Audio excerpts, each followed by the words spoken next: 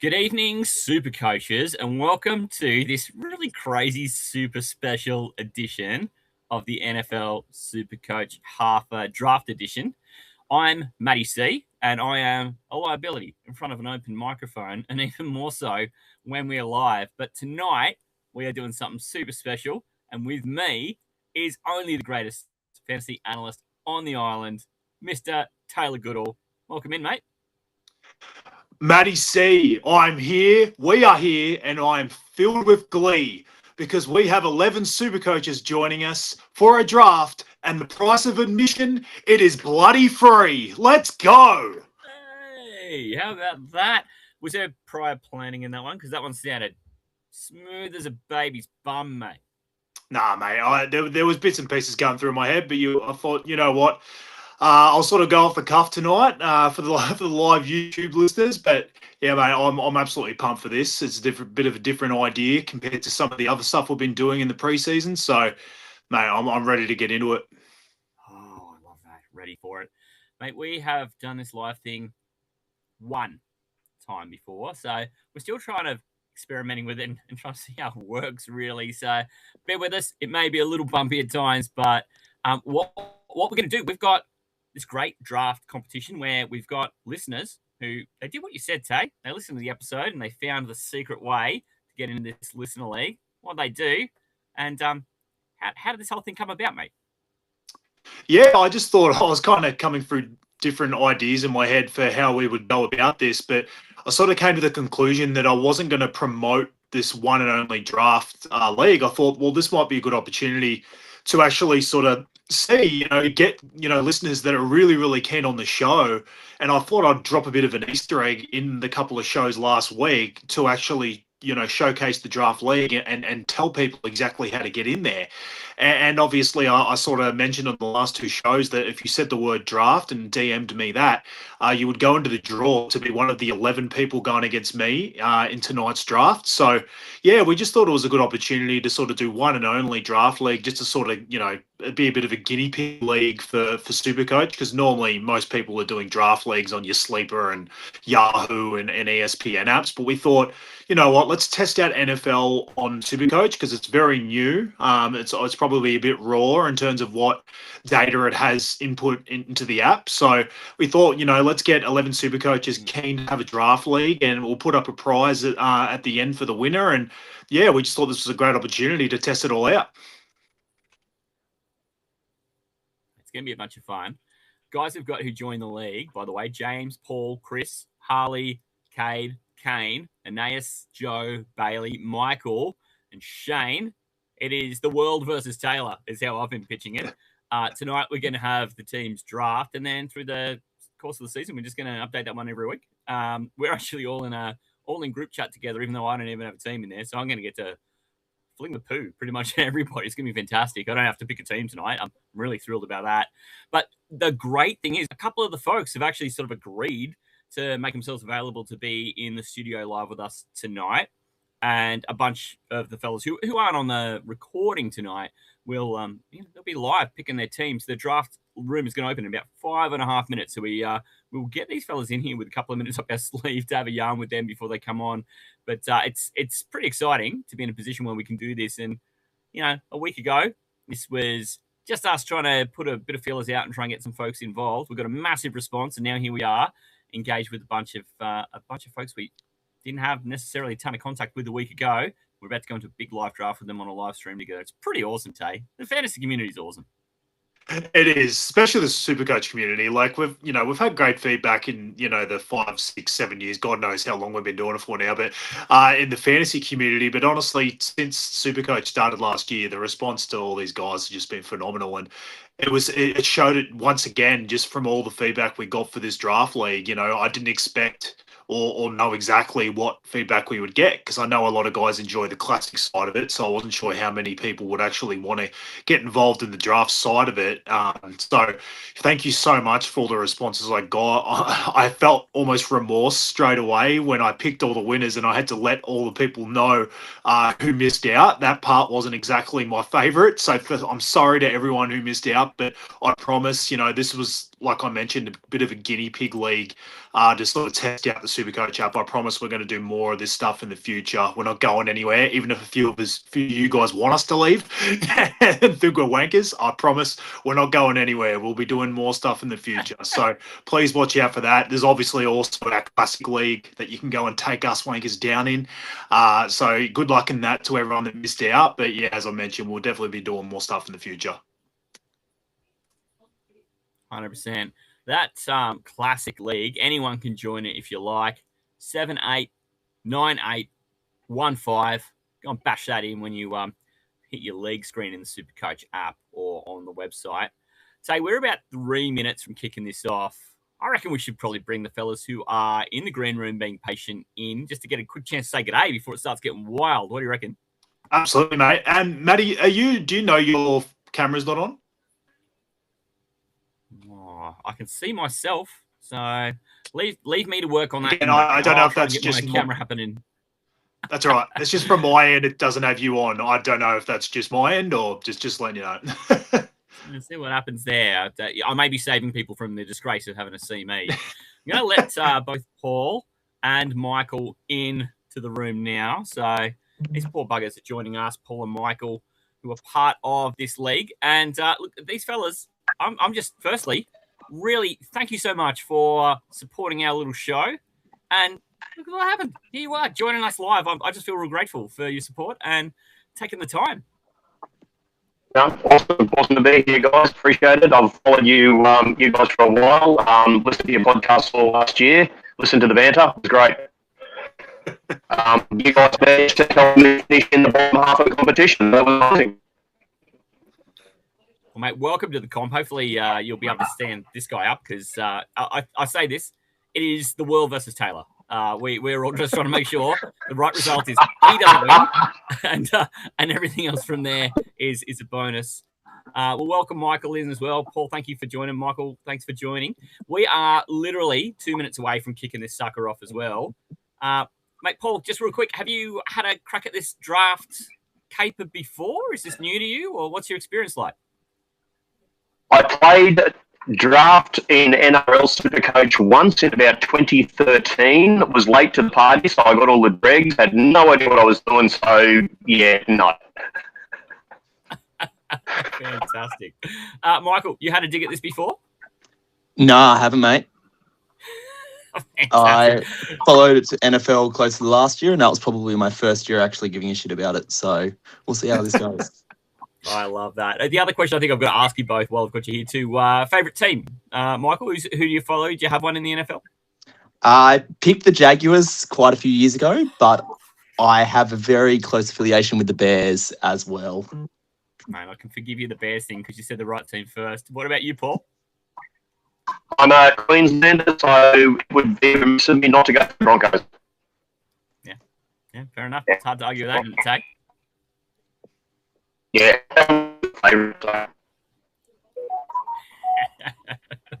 Now we're within a minute of kicking this thing off. Tay, we got a draft order. Do you have one sitting around ready to run through? Who's picking where? Yeah. So sorry. No, you're all, mate. Yeah, I was just going to say, for anyone who obviously wasn't in our group chat, I came up with a little kind of cool idea to do something special for the draft order. And I've done this with a couple of leagues that I've commissioned where I basically got everyone to pick a number and didn't tell them exactly what it was for. So just to keep it sort of fresh and having no one really having any inside info or what the number meant.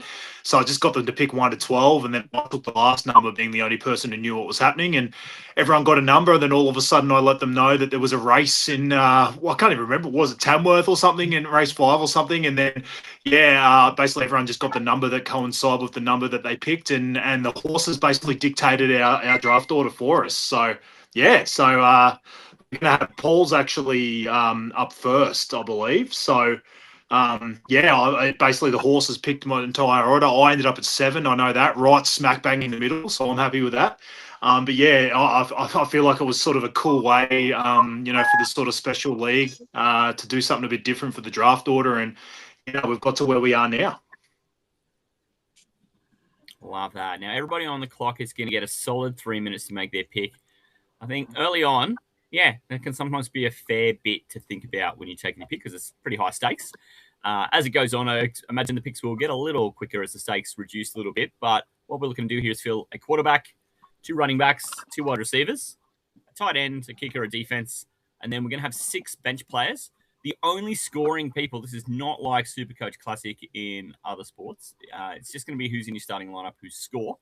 So your bench is good for depth and trying to keep yourself alive through injuries and bye weeks. Every team gets 1 bye week here in the NFL, and there are some weeks where there is so many teams on a bye, we call it bye-mageddon. So that's going to happen. But officially, the draft room is opened, and before the draft room kicks, they kind of give us 2 minutes to get ourselves all acquainted.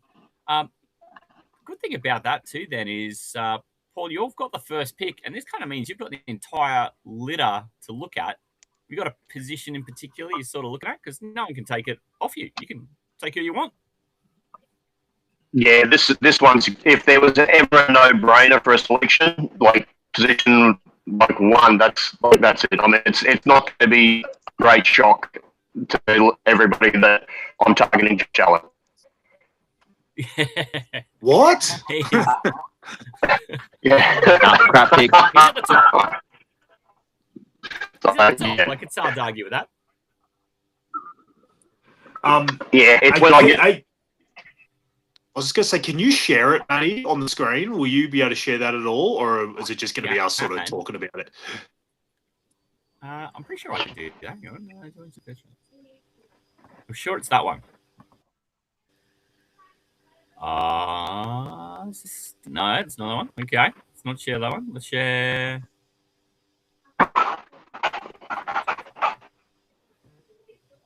It's good podcasting. Sure. Talk amongst yourselves for a little bit. This is the fun bit. Window. Here we go. That's going to get it to happen. That's going to get it done, right? Can we all? Beautiful. We all see that screen now. Oh, we've got James on as well. Rid of all of my yeah, I'm on here. got rid of all my dodgy online purchases and stuff. And welcome to James as well. James, joining our draft room here. It's a big wave, mate. How we going, fellas? Oh, there we Awesome, go. mate. Looking good, mate. Draft started. Try to be. Bloody sensational. Yeah, we're going to get 2 full minutes on the clock. Sorry, not 3. 2 minutes on the clock for each pick. But so we've met Paul, we've met Michael. James, just a real quick one. You had a bash at the Supercoach draft caper before in any of the codes or in NFL? Yeah, plenty in the AFL. Actually, funny enough, Joey in our group is the only guy who's beat me in a draft. So, seeking for revenge. Chins out, mate. Chins out. You got a favourite NFL team as well. It's always good to get that when folks come and join. Yeah, mate. The Chicago Bears. Hey. Oh my gosh, what's That's my happening here? boy, That's the AFC. second bear tonight. Michael, he said the right thing first. He said Jags, and then goes, "But I've got a soft spot." So you two might need to connect, mate. Might have to. So we've had 2 picks, I believe, as already. prescribed, we've had our first pick. Paul has gone ahead, did what he said, says what he does what he says, right, Paul? Josh Allen, no dramas, no questions, right? Yeah, walk away. Yeah, bloody fantastic. Simple, take the best player on the board, no worries. The second pick is Christian McCaffrey, and that puts us with Harley on the clock now, which is a good thing. I think Harley's live. Looks like everybody in the draft room is going to be live too, which is great. No one auto picking. Everyone's got a full 2 minutes on the clock. So Harley's been the good thing about the chat too. There's pretty well everyone's kind of stuck their chin out a bit and given us a bit of, especially Tay and I, a little bit of shtick. But there's been lots of banter in the group. I've really enjoyed that, fellas. So thanks for bringing the spirit. Always Wait till it makes it gets good. started. There'll be a bit more. Yeah, here's our pick history. Got Jameer Gibbs, point number It's only going to 3. get better, isn't it? It's Only going to get better. Bijan's 4. I will just point out, so in this league, Yeah. just for anyone who's watching who hasn't done Supercoach, that's more been in the sleeper, Yahoos and stuff like that.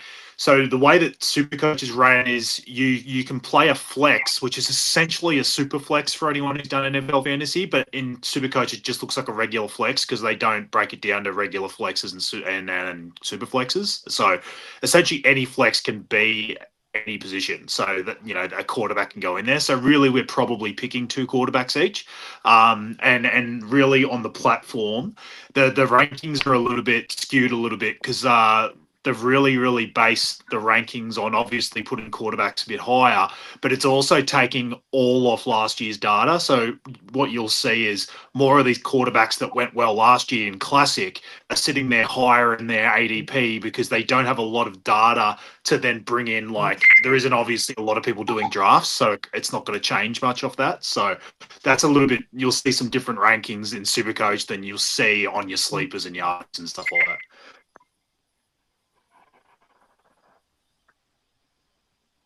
I'm going to quickly announce these couple of picks. Number 4, Bijan Robinson goes, and then number 5, Lamar Jackson.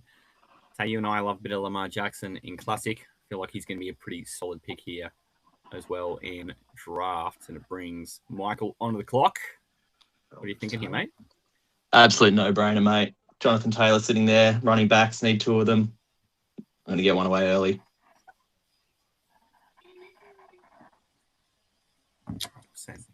No need to outthink the room on that one. JT had a really great start to last year too, and that Indianapolis offense just kind of fell apart. And he did his best, level best to try and keep the truck rolling, but it was a little bit harder. So hopefully things will stay a little more still for Jonathan Taylor this year. Problem is now this brings Taylor on the clock, and would you look at this bloke? He's trying to look all serious, look like he's some sort of scientist thinking really hard about who he's going to pick. He's probably known the whole time. It's more that it's not updating who went before me for some reason. So yeah, part of this was a guinea pig to see like how the app goes and stuff like that, but it doesn't even say who went for me before me. I'm assuming it was Jonathan Taylor. Correct. Yes. It's a funny way the way this is set up because it's almost an extra incentive to go quarterback even in a normal superflex league, because generally in those leagues you have regular flexes too. Whereas this is basically the only flex we have is a super flex. So it kind of almost incentivizes you more because you actually have less regular spaces to fill. But in saying that, I just think there's still value at the quarterback position later. So I'm really just going to go to, I know this guy had an injury scare today. I'm not really concerned about it at all. He's still my wide receiver 1 on the season. So I'm going to go Ja'Marr Chase. I think this is needing me to press something. I find it tough to argue with that. There was some consternation this morning. God, my phone blew up at like 8 o'clock. So all the news about people saying, "Oh, Ja'Marr Chase slipped off the field," and then later on he was saying, "Nah, she's right, mate." And probably the right move if you are Ja'Marr Chase's management, just get him off the field. Don't piss around with Ja'Marr Chase. So he goes at 7, and it brings James onto the clock. Slippery Geckos. We've got some great names, by the way. Darth Vader, Paul. I love that.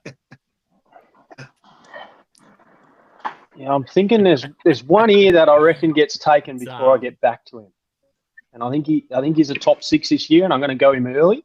Oh, really? AJ Brown. Yeah. Ooh. I did hear Tay talking up AJ Brown a little earlier today. I'm a big fan. I really, yeah.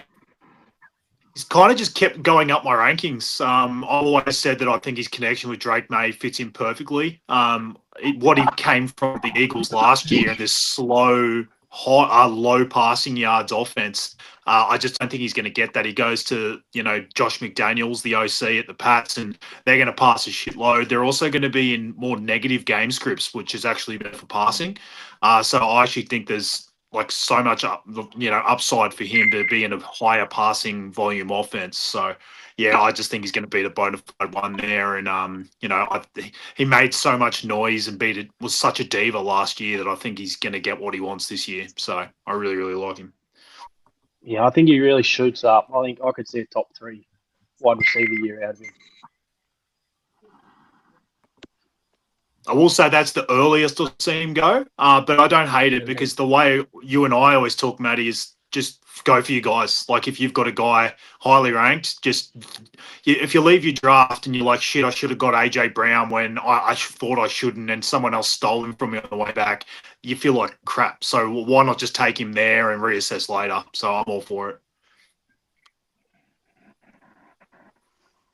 Get your guys. That's the way. I was saying to Shane earlier today too, like in a 12-team team league, 11 guys aren't going to win it. So if you're going to, probably the statistics are you're saying you may not win the league. So you might as well not win it with people you like, because there is nothing more frustrating than losing with players that you just see in the ADP list and you go, oh, I should probably get that guy. Oh, analysts like that guy. Screw analysts. Pick the guy you like. And I love the move. AJ Brown goes at 8. Then Drake May goes to run CMC at 9. Saquon Barkley was at 10. And we are around now. Refresh this. And the other thing, Tay, about this app is it doesn't do the refreshing for you. You kind of got to do the refreshing for you. So Puka Nacua go 11. See prime time Joe Parente and dart throwers at number 12. That's Cade's team. Take Jackson Smith Jigba. So that puts us back into round 2 now. That's the end of round 1. We're all loving that. The draft order reverses now. So we're going to go from Cade all the way back up to Paul. And that's going to be the theme of the night. All the odd rounds are going to start with Paul, and all the even rounds are going to start with Cade. This having the tipped rounds as well, where you're at the top of one round, you might be at the back of another, does really incentivize going after your guy as well. You can play the game. Tay, you talk about this a bit, that little game that you play at the end of a round, wondering if the person you want might come back or not. And I guess you're incentivized to just make sure you grab your guy a little bit more firmly in this, because you just don't know what the drafting behavior of the other fellas in the league is going to be like, right? How much do you know in the league that you see everyone every year? You can kind of play the game a little more firmly. It really can depend on what draft position you are. Like I even talked about this, I did a draft where I was on the turn at the pick 12 in a 12-man league the other day. And in that position, you don't have the ability to play those games. It's basically you can reach on whoever you want, because you've got to get the guys you like. You've got a guy ranked at 6, but but the next ADP saying the guy that you have ranked 9 is next up. You're better off just going the guy you have ranked higher, because no one's going to get to you the pick after anyway. You've just got to take 2 guys in a row that you believe are the best in your rankings. You can't actually kind of wait on guys. Whereas if you're picking in the middle, you can kind of look at it and go, the next guy I like is 10 picks away in ADP. I can play that game and let it roll back to me, and hopefully, that guy gets to me. I don't have to pick him here. So it really does depend on where you are actually picking in the draft as well. That's where it gets fun. I'll recap this round too, because and we've got James just coming back up on the clock, who's here in the room with us. So that's where you get to him. I'll just quickly announce. My plans worked out. So at the top of the round to dart throwers, and Master Brown goes to Primetime Parente, and then Aeneas comes in and takes CD Lamb. James Cook goes to run CMC. What's your move here, James? What are you doing? The A train. It was all part of the plan. He slid through, so lock him away.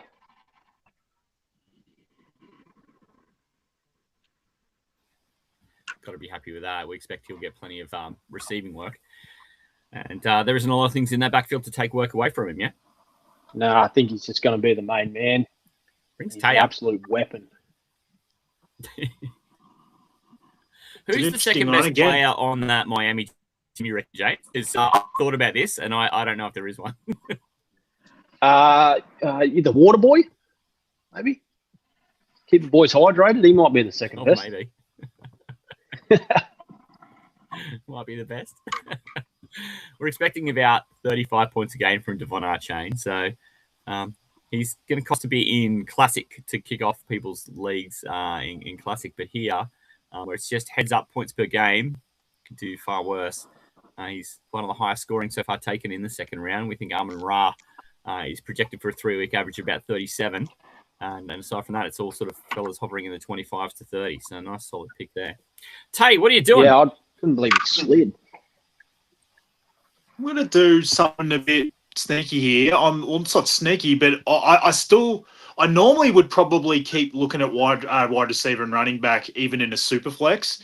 But again, like I mentioned, because there's less like positions to fill in those two, I'm actually going to look at quarterback. And I had someone I was actually thinking before this guy, but I'm going to go for the stack. I'm going to stack that bitch up, and I'm actually going to go Joe Burrow. I'm just going to go straight for the Jamar Chase, Joe Burrow stack. Honestly, like we talked about with fun, I just love that. Honestly, it's such a good start. And honestly, the fact that I can sort of just roll with the Bengals offense that way, I actually find that a really good, like, sort of fun start in a super flex.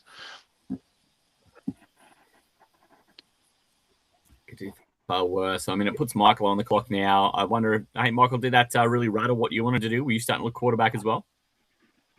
No, mate. I actually wasn't considering quarterback just yet. I'm happy to punt that a little bit because I think, as you were saying before, Taylor, I think there's a lot of value later on. Yep. In that area. So.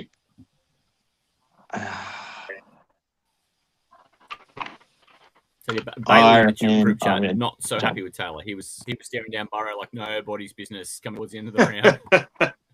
That's good to know. Like, screw you, Taylor. I'm like, mate, I say that every day. It's one of those ones where, like, I could look at values and go, you know what, that might not have been the best value pick because, again, it's hard because based off Supercoach, he was far down because he didn't have an amazing year. And this is why I've talked about him being a very good classic asset because, you know, everyone's got him sort of ranked around that 5-6 mark in draft. But he basically comes in at like quarterback like 13 or 14 or something in points off last year. So he's such a good classic asset. But I really like him in draft too, especially when you've already got Jamar Chase. Now, Tate, Michael's gone and done only something that we would usually love. You certainly would usually love and taken. Who'd you take, Michael? I'll get you to tell us. I got on Derrick Henry, mate. I came into this very early on with the strategy of going for 2 running backs straight away, so I don't have to worry about it later on because I honestly don't know much about the depth of running back. When I've looked at it in Classic, I can see that it's a bit of a struggle when I just want to go straight to the top. So you walk away with Jonathan Taylor and Derrick Henry. Not bad, mate. Not bad. I feel so shit. Like, being the guy that's somehow down on Derrick Henry this year, I've been the one flying that flag for so long. Everyone keeps thinking he's fallen off, and then he doesn't. I feel bad if I actually go on the right side of this. I'm just worried about his offensive line. They lost their center to the Raiders and Linderbaum. Just gives me a little bit of concern that the running game isn't as good for the Ravens this year. But at the same time, if anyone's going to throw analytics out the absolute window, it's Derrick Henry. He has not given a rat's ass about analytics and what he should be doing. He always seems to, I guess, turn on the haters. So if I'm a hater this year, I'll be glad to be wrong on a guy like him.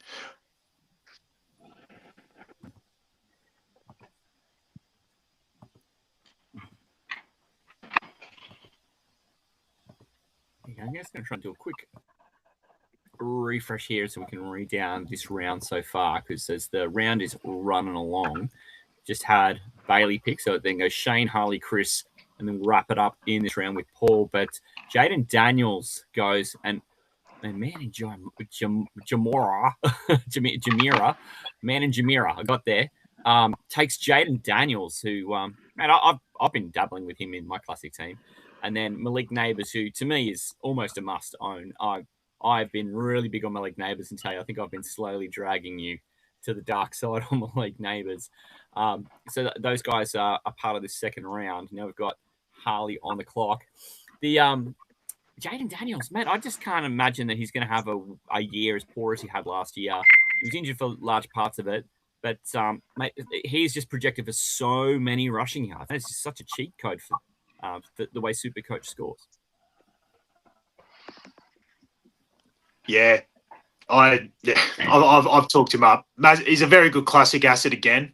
Just because he fits a very similar mold to Burrow, where they just came in and just had injury hampered years. They weren't themselves. They both have way bigger scoring output in 2024 than they did 2025. So obviously in Classic, they're just way undervalued. But I still like them in draft too, because I have them, both ranked in that sort of 3 to 5 range. And I know they're both like getting drafted not far off that, but there just seems to be a drop off of people taking quarterbacks in like one quarterback league, so you can actually get them for pretty good value. So, but obviously with this, where it's essentially a super flex, he's a great pick. Honestly, he could have been a first rounder, and I wouldn't have picked him. 100%. Now, as the draft moves along, we've got Paul is up on the clock now. I'll just quickly recap that Jackson Dart and Brock Bowers are the other picks in this round. Paul, what are you doing? You've got 2 picks in a row here. You can take a couple of minutes and really talk us through your thinking. Well, I'm just seeing that that not a lot of the quality quarterbacks have been taken off the board. And of all the players in this in NFL, quarterback is the most important player and also the scarcest player. So there's only 32 teams, which means there's only 32 starting quarterbacks. So my plan is to take another quarterback off the board. I'm toying with the idea between Matt Stafford and Patrick Mahomes. Patrick Mahomes coming back from an injury early in the season. I think I'm going to go Stafford.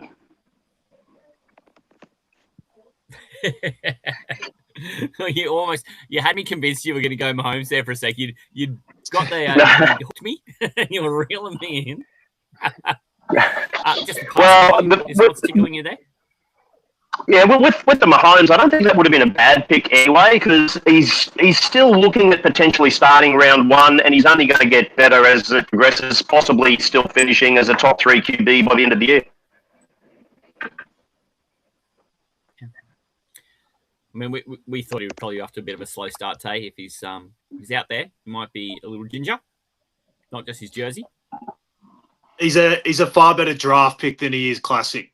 You and I spoke about that on the quarterback show, and you can kind of lump both of those guys in together, Stafford and Mahomes. I just don't think there is, like, for them to return the same investment of what they did last year is like, it seems so far out of the stratosphere for me. I'm not saying either of those guys can't be good assets themselves, and that's why they're fine draft picks. It's just that I just don't think they're going to have the years that they had. Stafford had an astronomical year compared to the rest of his career last year, and Mahomes actually got out and ran like he hadn't done in the previous seasons, and all of a sudden he's coming off an ACL tear. I don't think he runs like he did last year, and he doesn't actually have the weapons of a lot of the other guys. So I'm not huge on Mahomes. If I was to take a shot on Stafford or Mahomes, if you're just looking at those two, I would have taken Stafford for sure. Because he has 3 cocks, Matty, as we brought up. He has 3 cocks. You're still on the clock. Yes. Nah, it's Jaden Daniels who's got 3 cocks. Stafford's still got 2. Well, I count Kyron Williams as a cock. The only man with more cocks than Matt Stafford is Jaden Daniels. I count Kyron. Oh, mate. So Paul, you're still on the clock, and you're coming to the end of your clock too. You got a direction you're going with this pick? You got somewhere you want to go specifically? Yeah, I've actually I had the second pick straight up. I think you've been autoed. Yes. I'm going to quickly before it times out me. Damn it. Okay. Chalk that one up to experience. That's right. Right, timed out. We've got Patrick Mahomes in there, which is you were considering whether you would do one or the other. You may end up with an opportunity to trade him. Give me trade capital. Do you have 3 quarterbacks now, or was that your second? No, it looks like I've got 3 now. I was actually going to go wide receiver, but okay, we'll wait till next round. That's all right. I was going to say if there was time, I could have paused the draft. Packed to the rafters. He's got Jahmyr Gibbs and Jackson Dart. All right. So yeah, Jalen Hurts went next. It's definitely a bit of a quarterback run at the moment. I think people are happy to take value for a little bit, and then eventually, like Paul just mentioned, the feeling of it's the FOMO, it's the feeling of missing out on these quarterbacks because They really do mean a lot in these leagues where you can play two, because it makes sense to wait on them when there's only one quarterback, because you can sort of piece together the position, and losing out to a Josh Allen by 6 points or whatever each week doesn't matter as much. But when you've got two of the highest scoring position in fantasy or Supercoach, it really burns you when you're having to pick two late guys, because that can mean the difference between 15, 20 points in 1 week.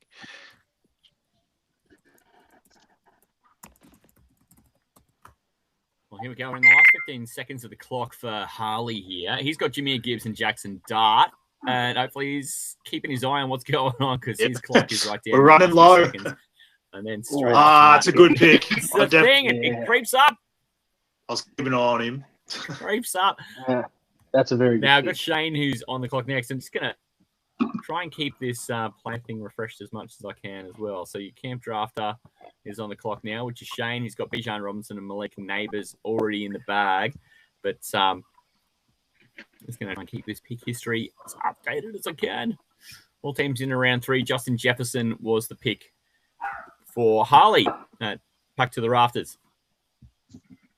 Mate, we love Justin Jefferson in Classic. I think he's probably the must-own wide receiver. He and Jamar Chase are probably the two who I expect to be the most owned wide receivers in Classic. Yeah, 100%. You and I already sort of delved into that in our first episode. Justin Jefferson coming in at 11 million in Classic. It's absurd, because if he just has any kind of baseline play at quarterback, which I expect Kyler to be able to do compared to JJ McCarthy last year, it's just going to be a massive value. Whether that equates to him returning on investment in draft, I'm still tiny bit skeptical, because he's going around that like wide receiver 7 range, and I do feel like there are guys that probably have less question marks on them than him. But obviously, in terms of his talent alone, he doesn't have question marks at all. It's just his distribution from the quarterback position. No, not at all. He's the problem is when you've watched him just erode from like 18 million at the start of the year last year in Classic to being like 8 million by the end of the year, and you've just hung on. You've just done the sunk cost fallacy. It's a tough pill to swallow. So I look at Justin Jefferson. I'm a little scared of him in draft formats after seeing what he did to me in Classic last year. Shane goes and takes Emeka Ibuka, who's the great wide receiver, who's just kind of had the ocean part for him at Tampa Bay. There's going to be the ghost of Chris Godwin there, who we don't really know what to expect, but he showed such great shoots last year, green shoots of growth, Emeka Ibuka. And it puts, I'm going to give this another go, Bailey on the clock with his team, Manning Jamira. Yeah, it is a Jahmyr Gibbs, Michael Jackson pun. And Bailey had to explain that to me in the group chat. And I had to like eat a whole bunch of humble pie. It took me ages to get there. I feel really, really sad, because bad puns are usually they're my bread and butter, aren't they, Tay? Yeah, I feel like we both find a way to just destroy them sometimes. But yeah, they're definitely your go-to. You're the daddiest of dads out there, mate. So yeah, definitely part of our repertoire on the NFL Supercoach Harvard podcast. Stands my ground out. Bailey's got 2 quarterbacks. He's got Lamar Jackson and Jaden Daniels. They're my Classic quarterbacks at the moment. But I've been changing that team 26 times a day. I can't help myself. I'm messing around with what happens when I put Josh Allen in there. I'm messing around with what I do if I premiumize all my running backs. Every spare minute I've got, I'm messing around with that. So I love that that's the players so far for Bailey. The choice there was Trey McBride, who is the first tight end to go. I mean, I don't know. I think once you've got 2 really great quarterbacks and possibly the best tight end in the game, especially if you look at last year, you kind of feel like you might have some positional advantage at areas of a little bit of scarcity. But I kind of like what Bailey's doing here. Yeah. Now, Michael, you're on the clock, mate, and we've got Spice A. Kyler Murray is the name of your team. I haven't announced your team's name yet so far, mate. But just looking at how you're traveling here too, you've got yourself the double barrel running backs. Everyone else is doing these fancy things with quarterbacks, wide receivers, tight ends. Not you, mate. But where are you looking now? You've got the goods at your starting running backs. I think it's pretty clear I need a wide receiver soon. So I've just been perusing there, and geez, there's some good options left there, which makes me kind of want to go away from it. But No, I think I'm going to lock in a bloke who I think their team is going to improve significantly this year, and therefore I hope he does too. Ooh. Yes, Bailey's big been fan. moister than an oyster for Yes. this guy. Absolutely. It's all about a tape while you're on the clock. He's a funny one, and like we'll get to wide receiver obviously with the classic show in about a week, but he's a funny one with I like him better in draft than classic. I know I keep going. It's funny, like there are similarities, but there's so many guys that fit one and don't fit the other. Like Olave is one that I just like his draft spot in drafts, but he came in at like wide receiver 8 in terms of points per game last year, so he doesn't have a huge room to grow in classic for me. I don't mind people starting, and don't get me wrong, he can still go up. I don't think he's going to go down, put it that way. He's just one of these ones where, because he had a very good season last year in points per game, he doesn't have like an absurd amount of value in classic, whereas in draft, I just really, really like him where he's going. So, yeah, no, definitely a good draft pick, given we're doing a draft tonight, not obviously in classic. I'm going to go to the position I don't have. I think a lot of guys this guy is still really, really high on my rankings just because when he plays, he's just phenomenal. I've talked about this team really, really needing him and their running back. I know there's been a lot of chat that this guy hasn't looked phenomenal in the preseason. I don't really care about that because every time I've watched him on the field, he's just been dominant. I'm taking Rashee Rice. Yeah. Talked a lot about Rashee Rice over time, mate. So Jamar Chase, Rashee Rice. Just stack Jamar Chase up with Joe Burrow. No worries. Sorry, I was completely wrong there. I don't know why I said I was picking the position I already have, because I actually didn't. I actually picked 2 wide receivers, but forget about that part. The rest of the analysis was fine.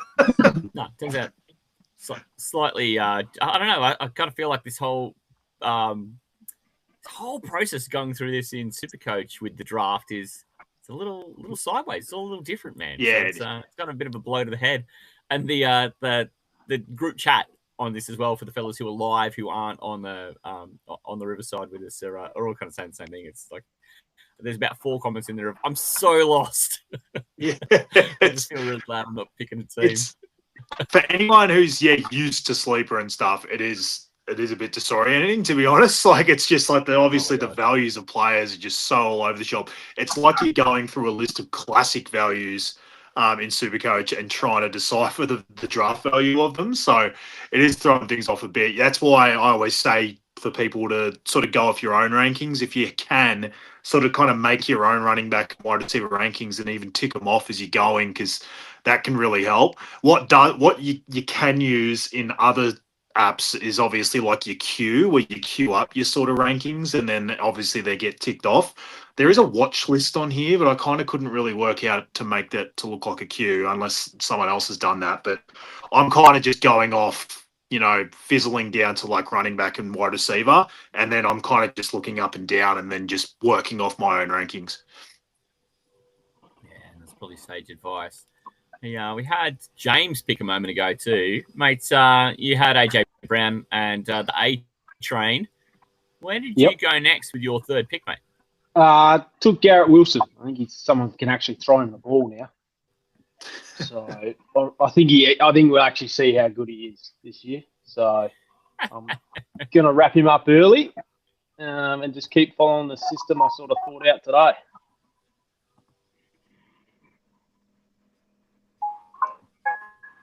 I've got him in my classic team too, because I just kind of think he's likely to improve a fair bit, and he's a nice little pick. We've seen Rome Odunze go right afterwards to Kane's side, and then Aeneas comes in and takes Justin Herbert straight after that. Then Omarion Hampton goes to Joe Parente as we're getting close to the end of the round. The Chargers back to Herbert, Omarion Hampton. Who saw that coming? We've been talking up the Chargers a little bit, actually. Just sort of liking a little bit of the cut of their jib lately. So we come to the end of the round. I think we get Cade. Cade gets a couple of picks here, and then we're on our way back. Yeah, a couple of guys. I was definitely for 2. And what I'm going to do, I'm just going to move there. Yeah, a couple of guys I like there, Caleb and Trevor. definitely ones I absolutely love in one quarterback leagues because they just seem to fall further than they should, especially Trevor. But obviously, because of the way that this is set up, people are sort of, going a bit gung-ho for quarterbacks a little bit. So the guys like that just don't have as much value in terms of falling later in the draft as they do in one quarterback leagues. But again, I don't think that makes them bad picks. So I think in this format, it makes them very good picks. I was going to take Trevor with my next pick. Yeah. I was hoping he'd Kind of cool to slide see there. Trevor. Yeah, they were both two Hopefully he guys gets I was there. really hoping would fall to me as well. It kind of makes me Let's see, happier that I went a little bit Murray earlier. in Hampton and quarterback. Trevor wrap out the round, and Caleb Williams starts the next round. Sorry, Tate? I was just going to say, when that happens, it makes me feel a little bit better that I did go a little earlier than I normally would at quarterback, because if I'd sat there and tried to play the value game and waited that slight bit too long into the fourth round, and I'm sitting there going, shit, I just lost Trevor Lawrence, Caleb, and now even Dak went. It's like, that's all my value guys that I like to take a shot on. So then I would have been like, crap, I'm really, and then I kind of feel like you get to a little range after those guys where everyone kind of is the same. So then I would be really concerned, because then I'd be like, shit, I've got to wait even longer. And then all of a sudden I'm taking the two worst quarterbacks in the draft. So I'm actually glad I took one sort of higher end guy, because then I can kind of make a decision how long I wait on the second one. Get him in messy, right? It was kind of cool to see as Joe finished the last round by taking a Murray and Hampton. He comes back and gets his first quarterback. So he's got Nakua, Amon-Ra, and then gets Hampton, and then comes back and takes Prescott, which is a nice little pick. And it puts an ass back on the clock, who's got Justin Herbert, Saquon Barkley, and CD Lamb. These teams, they're sounding pretty fun. I just love the big names in them all. It's fantastic. Absolutely. Nace has still got a bit of time on the clock here, and then we go to Kane, and then James and Taylor back-to-back fellas in the room. I'm going to go to you, James, now, just knowing that there's a couple of picks to go before you, but is there anywhere specific that you're looking now, just knowing that you kind of built your team pretty deliberately from the outset, a couple of strong wide receivers in there, and you knew the running back you wanted when he fell to you. Is there any particular position you're sort of looking for now? Yeah, I'm tossing up between a couple QBs. I think I need to just lock one of these guys away early. I'm just deciding if I want a nice floor or if I want a good ceiling. The quarterbacks are starting to thin out a little bit. We've had both Caleb and Dak go this round, and we just saw Drake London go to Aeneas. It's a nice little pickup. Yeah.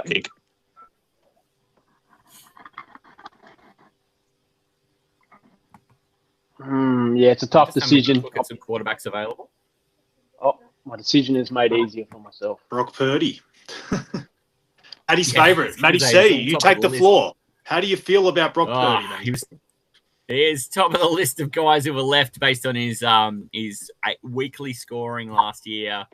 And he's going to be up against it a bit this year. That team has got just enough problems for him to either have a really great season or a really horrendous season. So we'll see which one serves up. But Bo Nix goes immediately after, and I think I'd prefer to be in the Bo Nix camp than the Brock Purdy camp. So I think you're kind of glad that one went in front of you instead of Bo Nix going in front of you, James. Yeah, they were the two I was actually trying to decide between. I was leaning more towards Nix, and it just made my decision really easy. So I'll take him and run. Similar to AJ Brown, I feel like Nix has gained momentum for me as the preseason's happened. Obviously, I loved getting Jalen Waddle. My only concern with Nix has always been the way that Denver play. They are very good defensively, and they don't play in massive shootouts because they don't need to. And they've got a very good running game, awesome offensive line. But I don't know, there's just something about Nix. I feel like he's completely underrated this year. And in draft, especially in one quarterback leagues, he sometimes almost doesn't even go drafted. It's absurd. So, no, I really, really like him. I'm picking now. This one's actually pretty simple for me, especially, Matty C, you'll probably know just based off my rankings. I've got this guy at running back 7.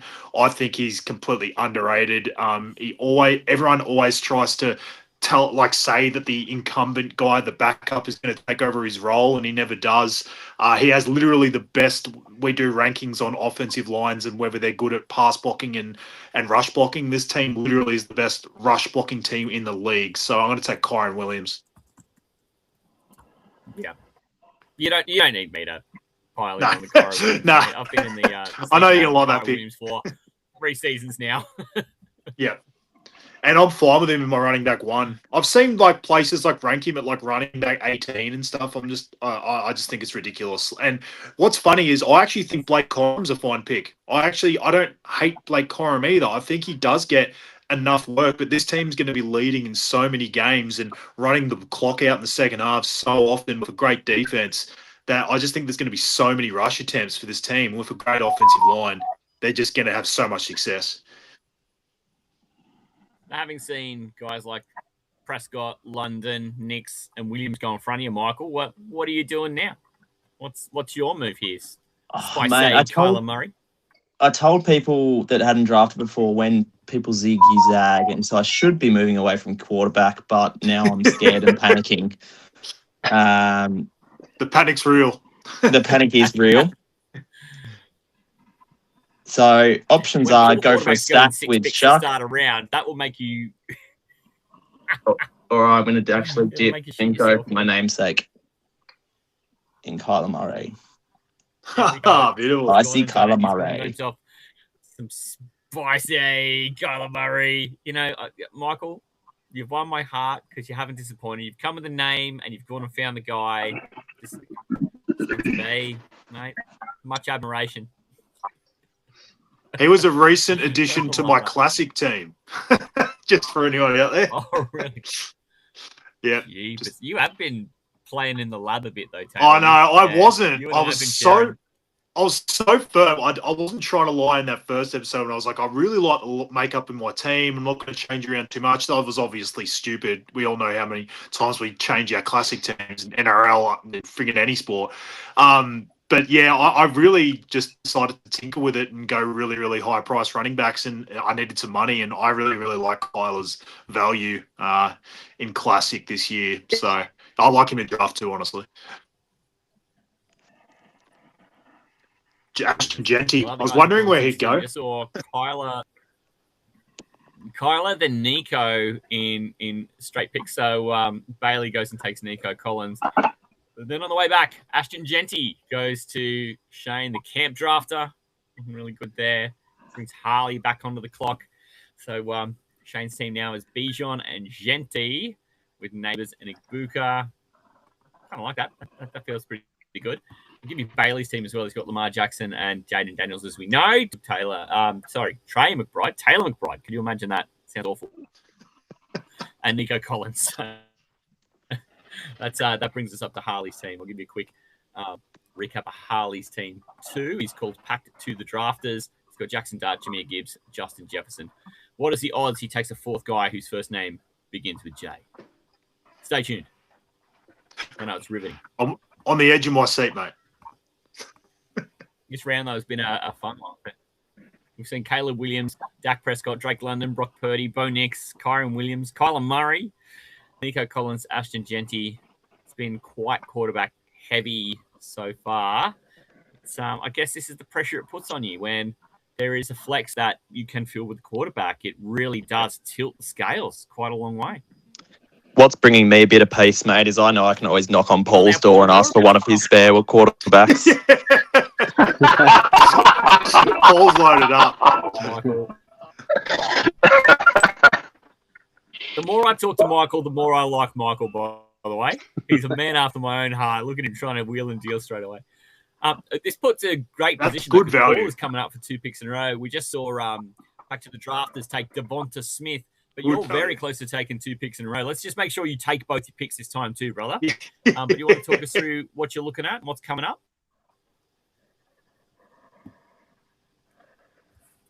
And remember, you got 2.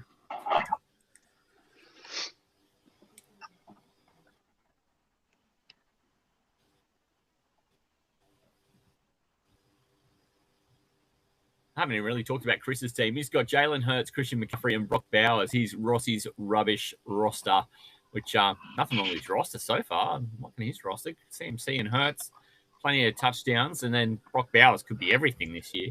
But where are you looking now? Just taking aside the fact that Chris could do anything, and now you're on the clock. Where are you looking here, Paul? With 2 picks, you've got Got plenty of time to talk it out. I was just looking at George Pickens, but I think he might have just gone off the board. Yeah, it just got sniped. Yeah. Okay. The screen's not refreshing quick enough. Okay. Well, if I can't pick Pickens, then I'm now going to look further afield. I'm trying to find Josh Jacobs in my list somewhere. Yeah, he's pretty high in the running there he backs. Yeah, if you filter running backs, he's pretty high there. Yeah. There he is, Josh Jacobs. Yep. Okay, so Josh Jacobs is my first pick, and I'm looking at a guy who I'm hoping is going to come back really, really strong. He's heavily touted in everybody's preseason, including you guys. Kenneth Walker. Didn't. Oh, we love Kenneth Walker. Now, he did have a little nick up today, Tay. Did I hear people were losing their minds about him? Yeah. Oh, yeah, it's just another one of these things, though. It's like, how can you take any of these, like, preseason reports seriously after what happened to Ashton Genty? Like, I just expected, even with Jamar Chase, to find out he got a broken toenail and everyone thought he was dead. Like, it's just the way that they're sort of doing it. I just feel, I made the joke today, well, can they start bloody training these bastards on the moon? Like, can they get into zero gravity? Because this is absolutely bullshit. They're just going down left, right, and center. So, yeah, there was apparently a foot ailment for Kenneth Walker. My only concern with that is he's had feet issues in the past, and he a couple of years ago he had a lot of problems with it. So that was actually half the reason they were sort of managing him last year at Seattle. But I don't know. I don't take a lot of these preseason injuries like until I fully know and hear a doctor say that like it's real bad. I don't take it for. I take it with a grain of salt, put it that way, because they're also trying to rest these guys really late before they play. Like, they don't want to overload them either. So it could just be giving him rest. Yeah. Zay Flowers. I like This going back-to-back running backs who we think will have pretty strong floors, right? So Josh Jacobs, like that. He's got his problems off the field, but he's going to... He doesn't have a lot of competition for what he's doing there. Kenneth Walker, we know, is walking into what is pretty well a vacant backfield now with Kareem Hunt not in the NFL anymore, and Isaiah Pacheco in a completely different state. So Kenneth Walker starts the 5th round. So teams starting to acquire their 5th player.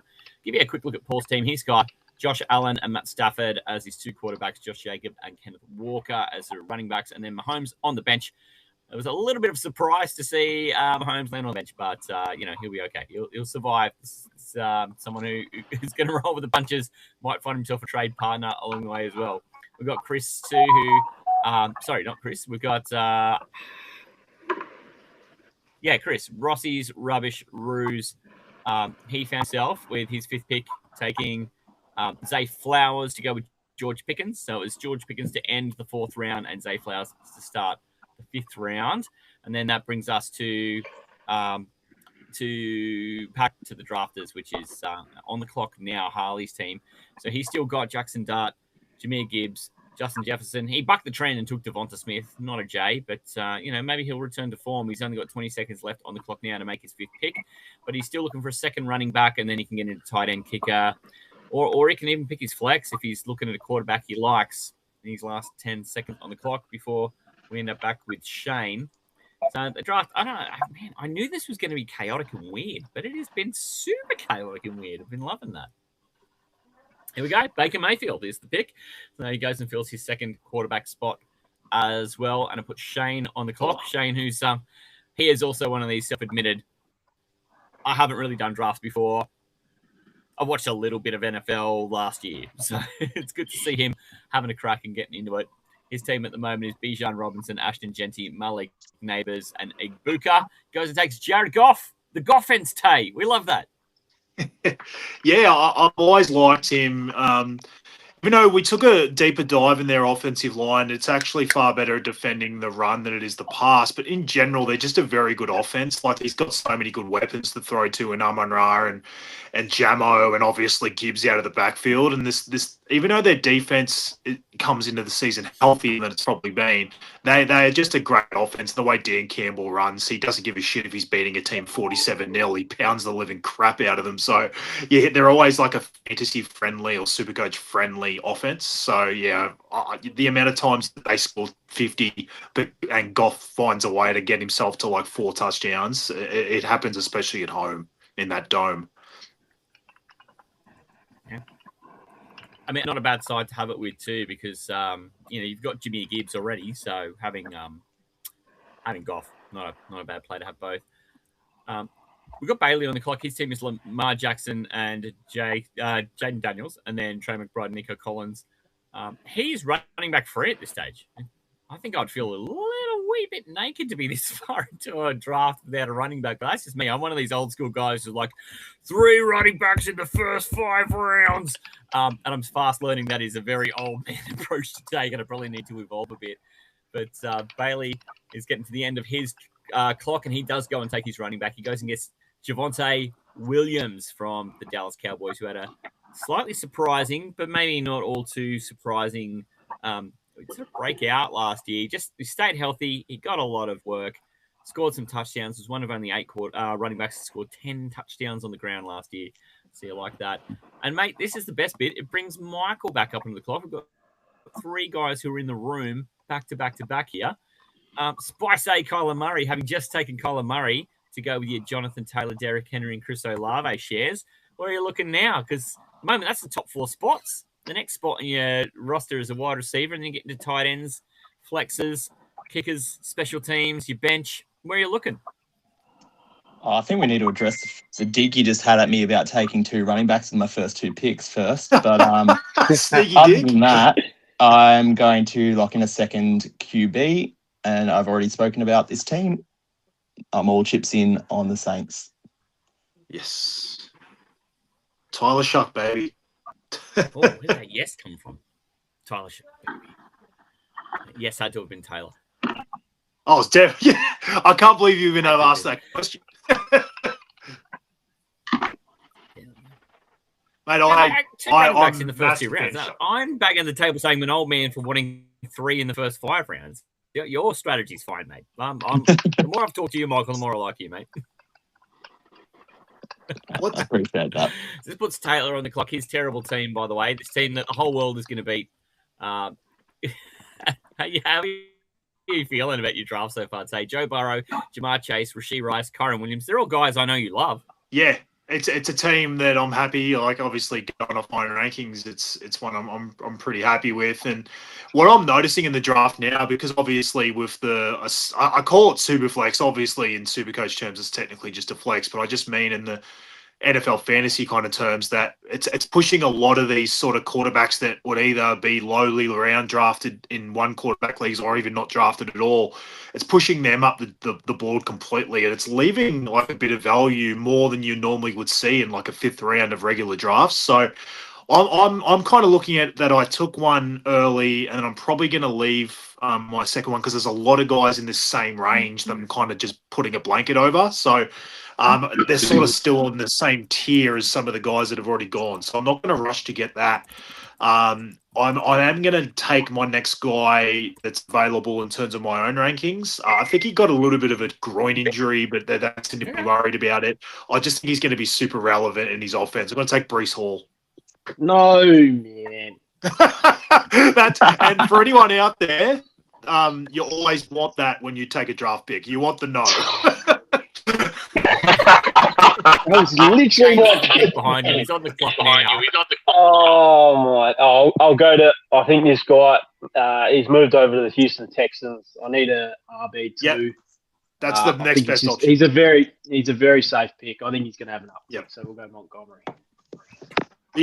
Honestly, the only thing that slightly puts me with Hall over Monty, like I'm with you, I think he's good value too, is just that I know Brees is going to be basically alone, whereas Monty's got Woody Marks that needs to be playing pretty well. And like, I'm just worried, like if Monty gets everything, I think he's going to be amazing. It's just that concern that if it's like a 60-40 split, you're not getting as good an offense as he had in Detroit. It just gives me that little bit of a nick, but I'm like literally, if I didn't get Brees Hall, I would have taken Monty. So I'm not trying to talk him down. I was just trying to say why Hall slightly ahead. It's the exact same reasons. That's why I was like pissed you took him. that's why the no. Okay.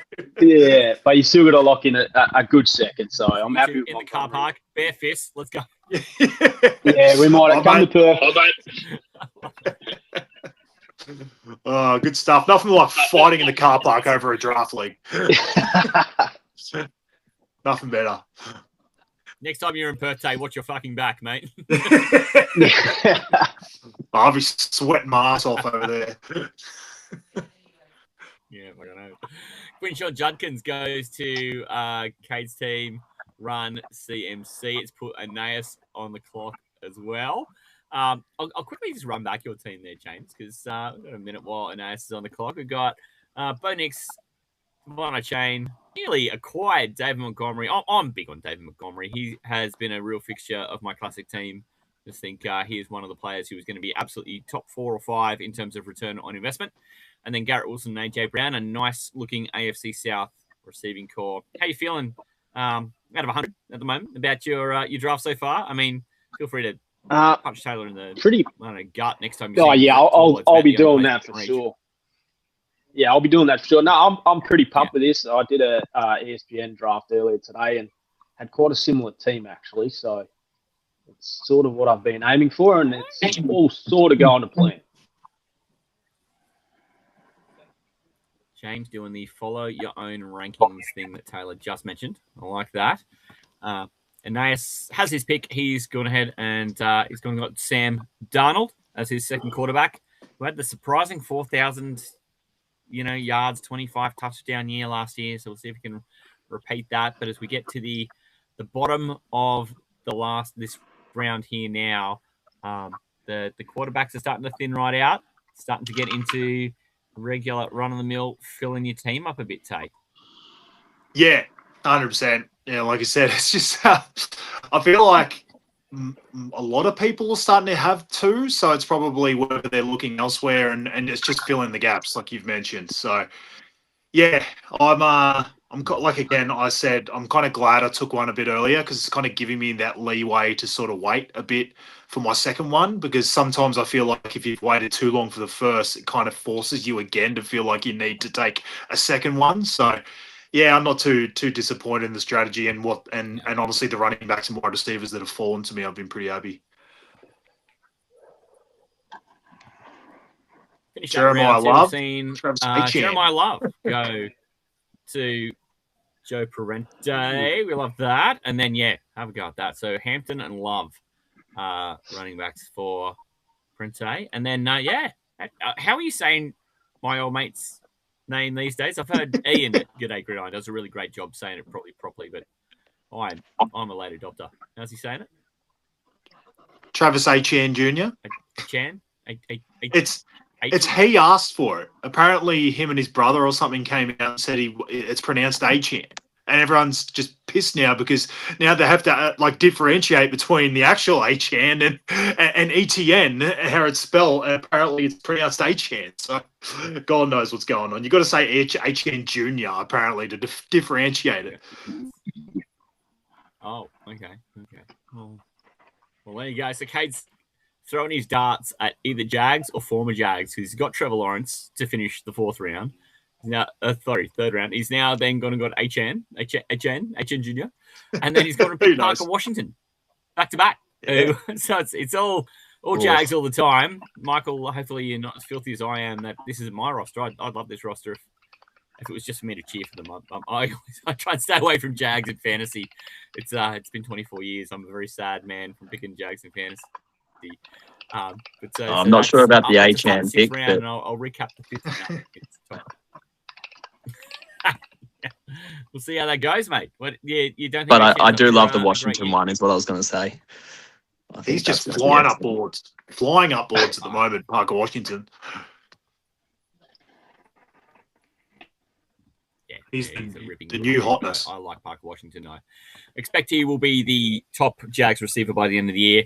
Our entire fifth round from top to bottom: Kenneth Walker, Zay Flowers, Baker Mayfield, Jared Goff, Javonte Williams, Tyler Shock, Brees Hall, oh no, David Montgomery, Quinshon Judkins, Sam Darnold, Jeremiah Love, and Travis.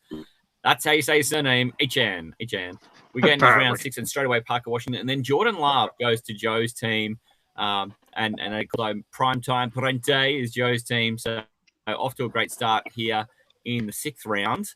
And we're starting to get into the range where we're just about to have our 3 live drafts again. Aeneas on the clock, then Kane. Then we'll have James, Taylor, and Michael back to back to back. So where are you looking at the moment then, James? If you can see, we've come around the corner.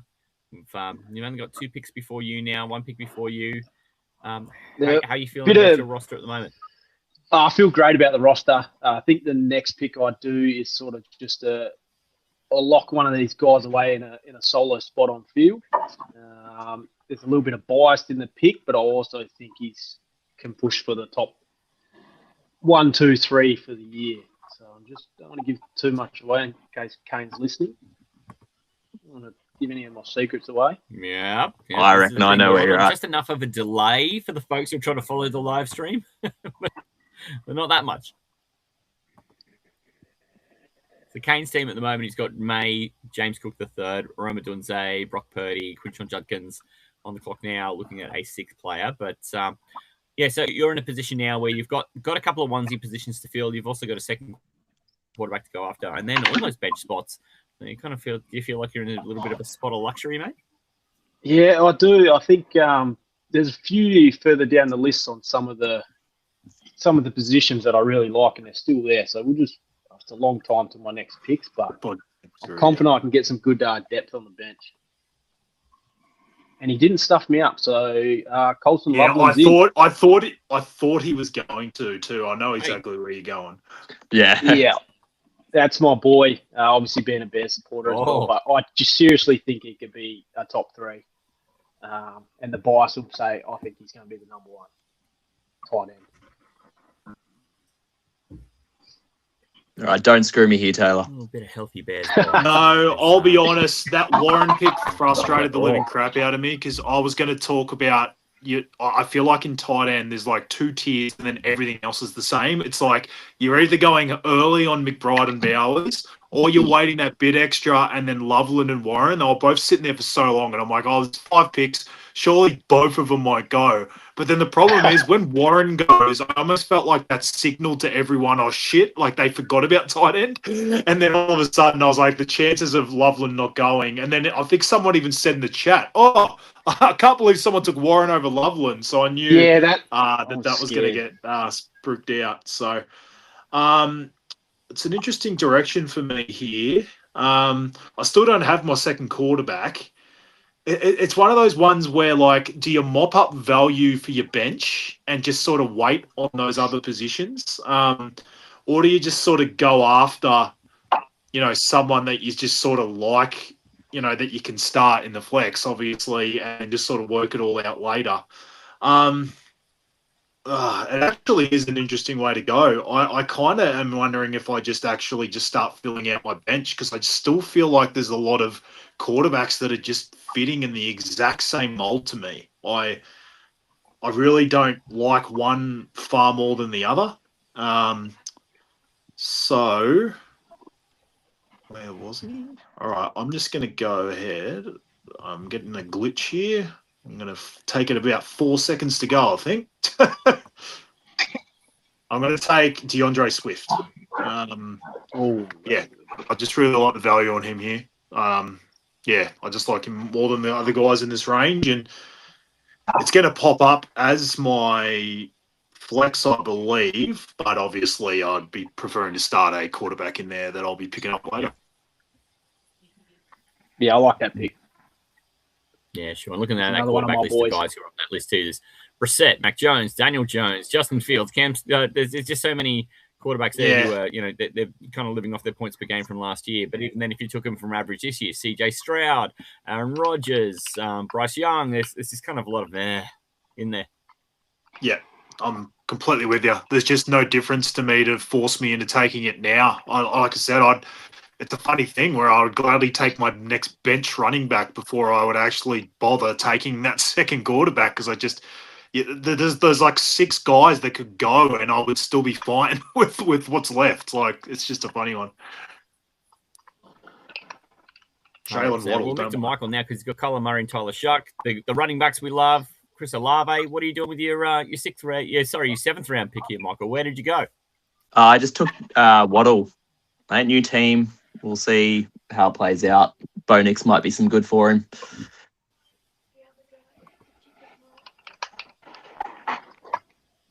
And we sort of think that he's probably a pretty good player in a team that needed a pretty good wide receiver, don't we, Tay? Yeah, no, 100%. And it fits what Bo Nix does. He wants to throw that deep ball as well. And he hasn't really – I know Courtland Sutton has been – like decent for him, but he kind of plays a different role. Like, he kind of needs that burner in Jalen Waddle. So I feel like Sutton's going to be more of his touchdown threat in the red zone, whereas Waddle's going to be that between the 20s sort of burner that really gets him downfield. So, yeah, I just think he's got 2 good receivers, and they kind of like complement each other quite well. So, yeah, I just think he's in good shape, great offensive line. Yeah, I just think Waddle's a great pick. Yeah, same here. And then later in the round, you also get T. Higgins going to Bailey's side. You get Shane come in and take Cam, the crayon eater, Scatterbo. I love Cam Scatterbo this year for draft leagues. I'm not so sure about the classic, but definitely for draft leagues, I'm pretty keen. Higgins is the best value of this draft. I have no idea why that guy drops, and like in any draft. But honestly, the only reason I wouldn't have tried to pick him up already is because I've Chase. I'm not sort of triple stacking that bitch up, but I cannot believe how far Higgins drops. Like, whenever he's on the field, he's amazing. Well, and that's the thing, right? When you get 2 quarterback league, essentially, which is what we're doing here, essentially it's a quarterback league, it does put a lot of pressure onto that position, and it means that guys who would usually expect maybe will go a little earlier are all of a sudden their value is a bit depressed, and here you go, seeing T. Higgins go in the 7th round. Gotta love that. It's excellent value. Well done by Bailey picking him up. At the moment, we've got Harley on the clock, his team at the moment, Jackson Dart and Baker Mayfield, Devonta Smith, Justin Jefferson. He's got Jahmyr Gibbs in there, and about 20 seconds on the clock. This round so far has been Parker Washington, Jordan Love, Tyler Warren, Teroa McMillan, who I didn't even mention in the middle of that, Colston Loveland, DeAndre Swift, Jalen Waddle, T. Higgins, and Cam Scatterbo, or Scatterbo, depending on where you're from, I guess. Oh, my boy. Here, so I'm going to go Scatterbo. Can't help. And there you go. Oh, my Carnell boy. Tate, and while Taylor calls himself Carnell Tate husband every week when he signs in on here, it doesn't turn up when we publish it to the YouTube feed. But every week in here, his name is Carnell Tate's husband when I sign him in. Oh, I just love him. My name's literally Tater Tot in this league, so everything's Tate related. It's all Tate. Oh, well, it's all Paul now. Again, 2 picks on the clock now for Paul as we round out the 7th round, kick off the 8th round. Dart Vader. Looking at your team, Josh Allen, Patrick Mahomes, and Matt Stafford, the 3 quarterbacks. A couple of running backs in there too, Josh Jacobs and Kenneth Walker. That gives you plenty of scope to go after some wide receivers, tight ends, anything you want to fill up on your bench. Yep, well, first pick, again, another scarce position is the tight end, and it's getting scarcer as the rounds go on. So I'm going to go after Laporta because I'm not sure if Kittle's going to be back on deck in time for the next for the start of the season. So I'm trying to draft him at the moment. I'm not sure if he's coming to my. Here we go. Yeah, okay. I'm coming from Thailand at the moment, so internet is interesting. So now I need to look at a wide receiver, and who's left?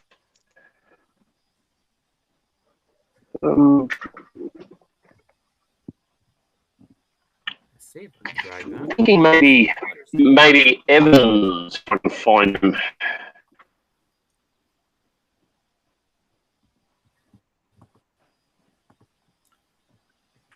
Wide receivers. There we go. Plenty of meat on the bone. Got to go looking for him in San Francisco jersey these days, though. He's probably Yeah, it was. Yeah, Evans. Evans is not bad on the optics, and I think San Fran not going to be too bad this year as well. So yeah, Mike Evans it is. Hard to argue. I mean, the thing about that offense too is, Tay, you've talked about this a lot in the past, is as soon as they're missing one of their big pieces, like you're missing a Kittle, and all of a sudden other parts of the offense just kind of end up with a little bit more feed. So, I just really hope for Mike Evans he can end up having a pretty healthy season. That would be really good for him in this new place where it's going to be probably the best part of their receiving core, not named McCaffrey.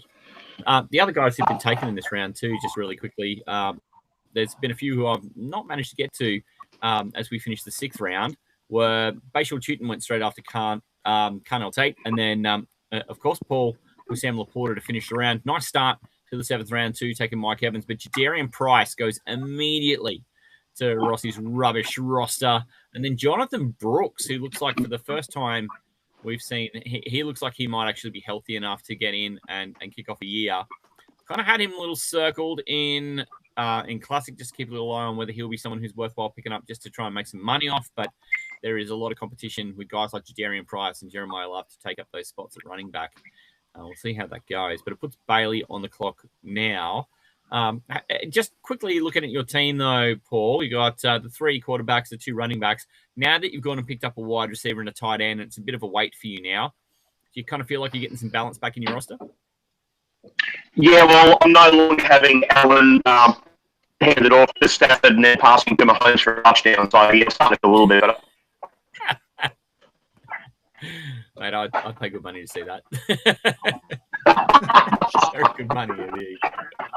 I'm going to quickly just pull up that Rossi's rubbish roster too, just because I've spent a heap of time talking about this roster. We've got Jadarian Price and Jalen Hurts, Christian McCaffrey, Bashal Tutin, George Pickens, Zay Flowers, and then Brock Bowers as well. So this is our roster for the name on the roster does say Rossi's rubbish roster, but it is really Chris's roster.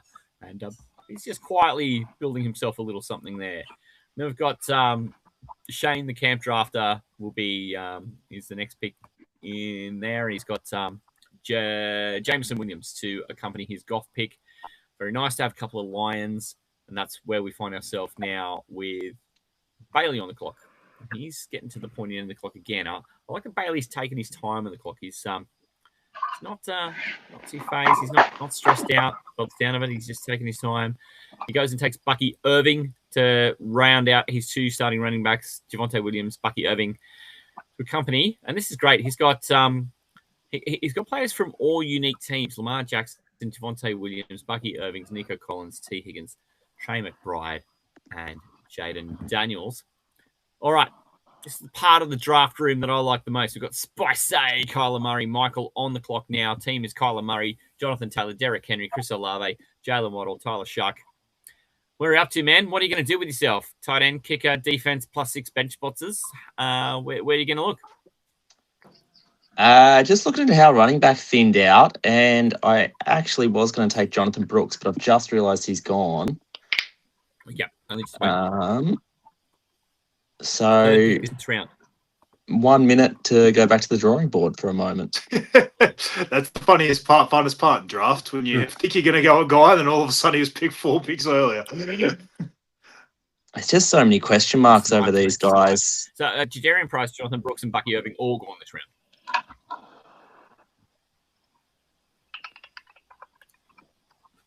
Spicy Kyler Murray. He's going to need some special sauce here in this round. We'll just quickly pull up a little list of running backs while I've got the screen up too. In the moment, guys like Jalen Warren, Ramondre Stevenson, Rico Dowdle, Travion Henderson, J.K. Dobbins, and R.J. Harvey, Kenneth Gainwell, Pollard down there, Tyrone Tracy, Woody Marks, Aaron Jones. So there's some names still there, but that's just reading down the list as it is there can scroll down and see if you can find further value yourselves as well. But there is still plenty of running back around. Change it It's up. getting interesting, isn't it? Ended up dipping away there. Couldn't make up my mind, so went to a wide receiver instead.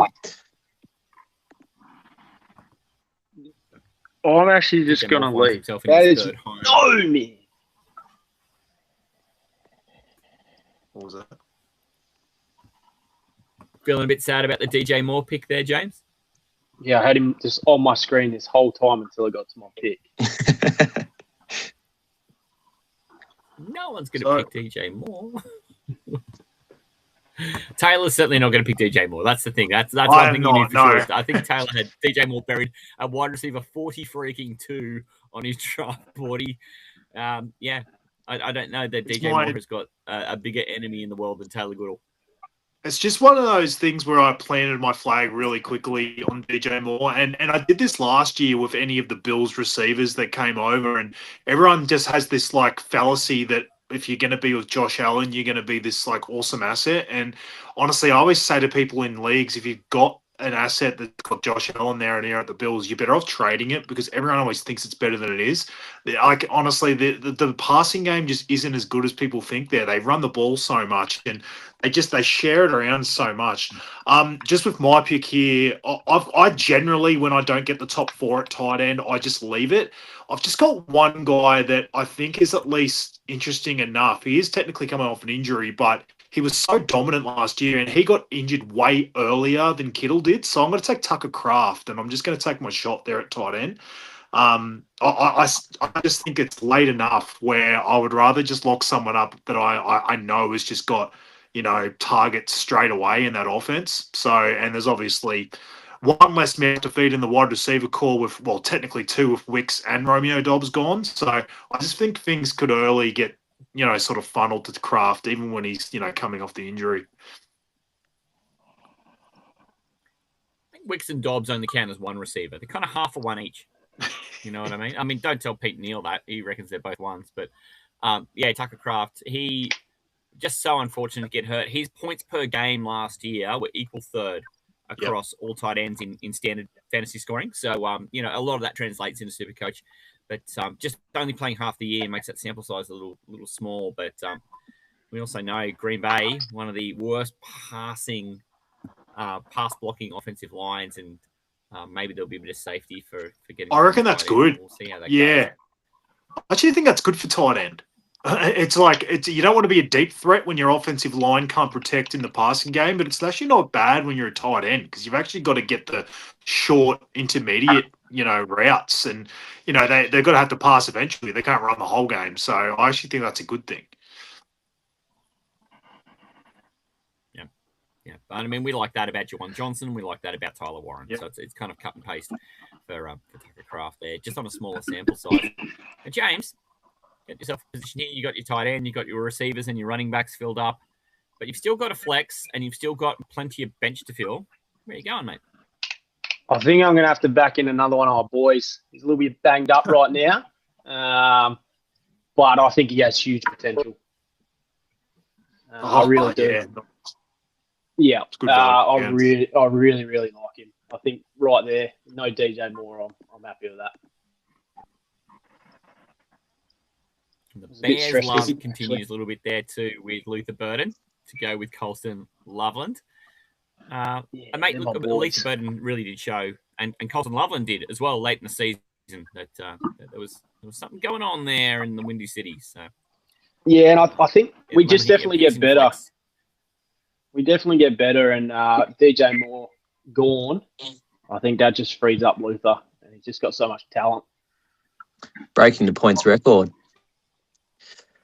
I've tried to fit Burden into my classic team so many different ways, like whether it's as a starter, whether it's like pairing him with Tate on my bench and paying that extra $4 million and just sort of wearing it. I've tried to force it so many ways, but it's funny because he's such good value. But when you're like $8 million, it's such an awkward price because it kind of feels like you're trying to go as much money in your starters and as low as you can in your bench, and it makes it actually hard to get him in.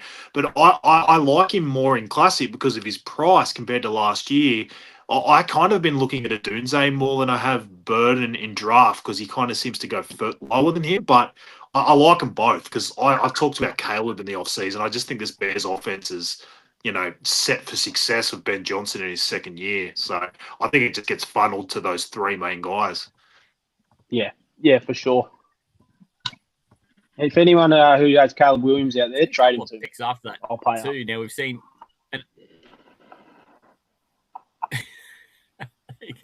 We'll find the Caleb Williams owner in a sec. We've got just a trigger warning. Kyle Pitts Sr. was taken. So anyone who's sensitive to Kyle Pitts, just maybe you might want to skip ahead 15 seconds.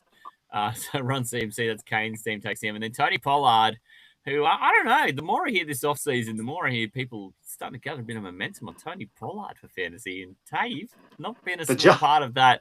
That's jumping on my back. Waving, marching band, driving machine. I'm starting to believe. I have, mate. I'm more clear, I think, on it being Pollard over Spears. I think a lot of people aren't. And, yeah, I just think Pollard's a screaming value. The offense, I don't think – it looked like shit in the preseason. Let's call a spade. But honestly, it can't really be worse than it was last year. So, and he had over 1,000 yards last year. He was actually way more valuable than people realize. So, even if that offense gets 10 or 20% better from last year, which really wouldn't be hard, I just think he's in for a far better year than he even was last year. So, yeah, I think he's a value. 10 or 20% of a small number is still a small number. So, yeah. But I mean, Exactly. as you said, he Doesn't say much. Getting the ball. He kept getting the ball. Harold Fannin goes next to Joe, and then it puts Cade on the clock to get both out of the round and into the round. This is the end of round 7. Can you believe it? That's almost halfway through. It's pretty fantastic. He's got Sam Laporta, Mike Evans. Oh, sorry, no, that's Paul's team. Let's get down to the dart throwers. Sorry, so he's gone and taken RJ Harvey to finish the 7th round. Sorry, Tate, you were going to say. I was just going to say, I've been waiting out this Watson-Sanders news at quarterback because honestly, I felt like Fannin was the biggest, either drop or go high based on it because I felt like he was going to be awesome with Sanders, but he's off my board now with Watson because I just don't know exactly what Watson's tendencies are going to be. They've brought in 2 rookies. I felt like Fannin was going to be awesome with Sanders, but now it's I just think the value's completely been sucked out of him. I just think things get shared around and Watson didn't show the same propensity to hit Fannin as Sanders did. So I feel like it's just ruined everyone having buddy Bill Cosby there at a fucking quarterback. Even Dylan Gabriel was smart enough to hit Harold Fannin. He ended up with over 100 targets, 107, I want to say, last year, and around 80 receptions, 7 touchdowns, plus a rushing touchdown, for God's sake. Harold Fannin, somebody who kind of hit my love list, but contingent on making sure he had somebody who was actually going to look his way. The last pick here we had to just kick off the next rounds. Tay, I know that you've got some opinions on Ladd McConkey as well, but here we are in the 8th round. Is that a bit more right? That's fine. Yeah, honestly, we're at a point now where I'm just I don't think you can hate any pick. The value's just there. It's I can't hate on McConkey. It's more these times where I'm seeing him in drafts going one sort of wide receiver 18 to 20 and stuff. I'm that's just been juiced up way too high. Whereas if he's going this far, compared to the guys he's getting taken against, I'm fine with people taking the shot because if he's playing in 2 wide receiver sets for a team that's faster with McDaniels being the OC, there is a chance that he actually is pretty decent. It's just when he gets bumped up too high that I don't like it. But in this scenario, it's fine. Yeah, you'd like to hope so. And then, so he's not a starter, is the other thing for Cade's team. And then you look the other way here too. The third quarterback going into Joe's team is Malik Willis. And I mean, could you ask for a nicer upside shot? Doesn't have to start him straight away. Got Jordan Love and Jack Prescott. So if he shows up, he shows up. And if he doesn't, no big deal. Yeah. I like Willis, honestly. I mean, he's a really good like super flex shot. Honestly, I would say, like, don't get me wrong, I'm worried about the offense being very good, and obviously the offensive line sucks. But I don't know. I just feel like sometimes, like a guy like him can make it happen. Don't get me wrong. Like, I don't think he's going to be like breaking fantasy or anything like that, but he can get out and run. He's just going to be the complete focal point of that team. He's going to hit Achane a lot in the passing game. I don't know. He's one of these like sleeper kind of quarterbacks that I think is actually getting valued too low. Yeah, like I said, it's a deeper shot, but I don't mind him. Yeah, get some love for that. And then we see Alec Pierce go next, which is heading off to Kane's team. James, you're on the clock now. Where are you looking, mate? Because again, you're off to a great start with your starting lineup, and kind of gives you a lot of luxury. Yeah, I'm a little bit flustered on what I want to do here.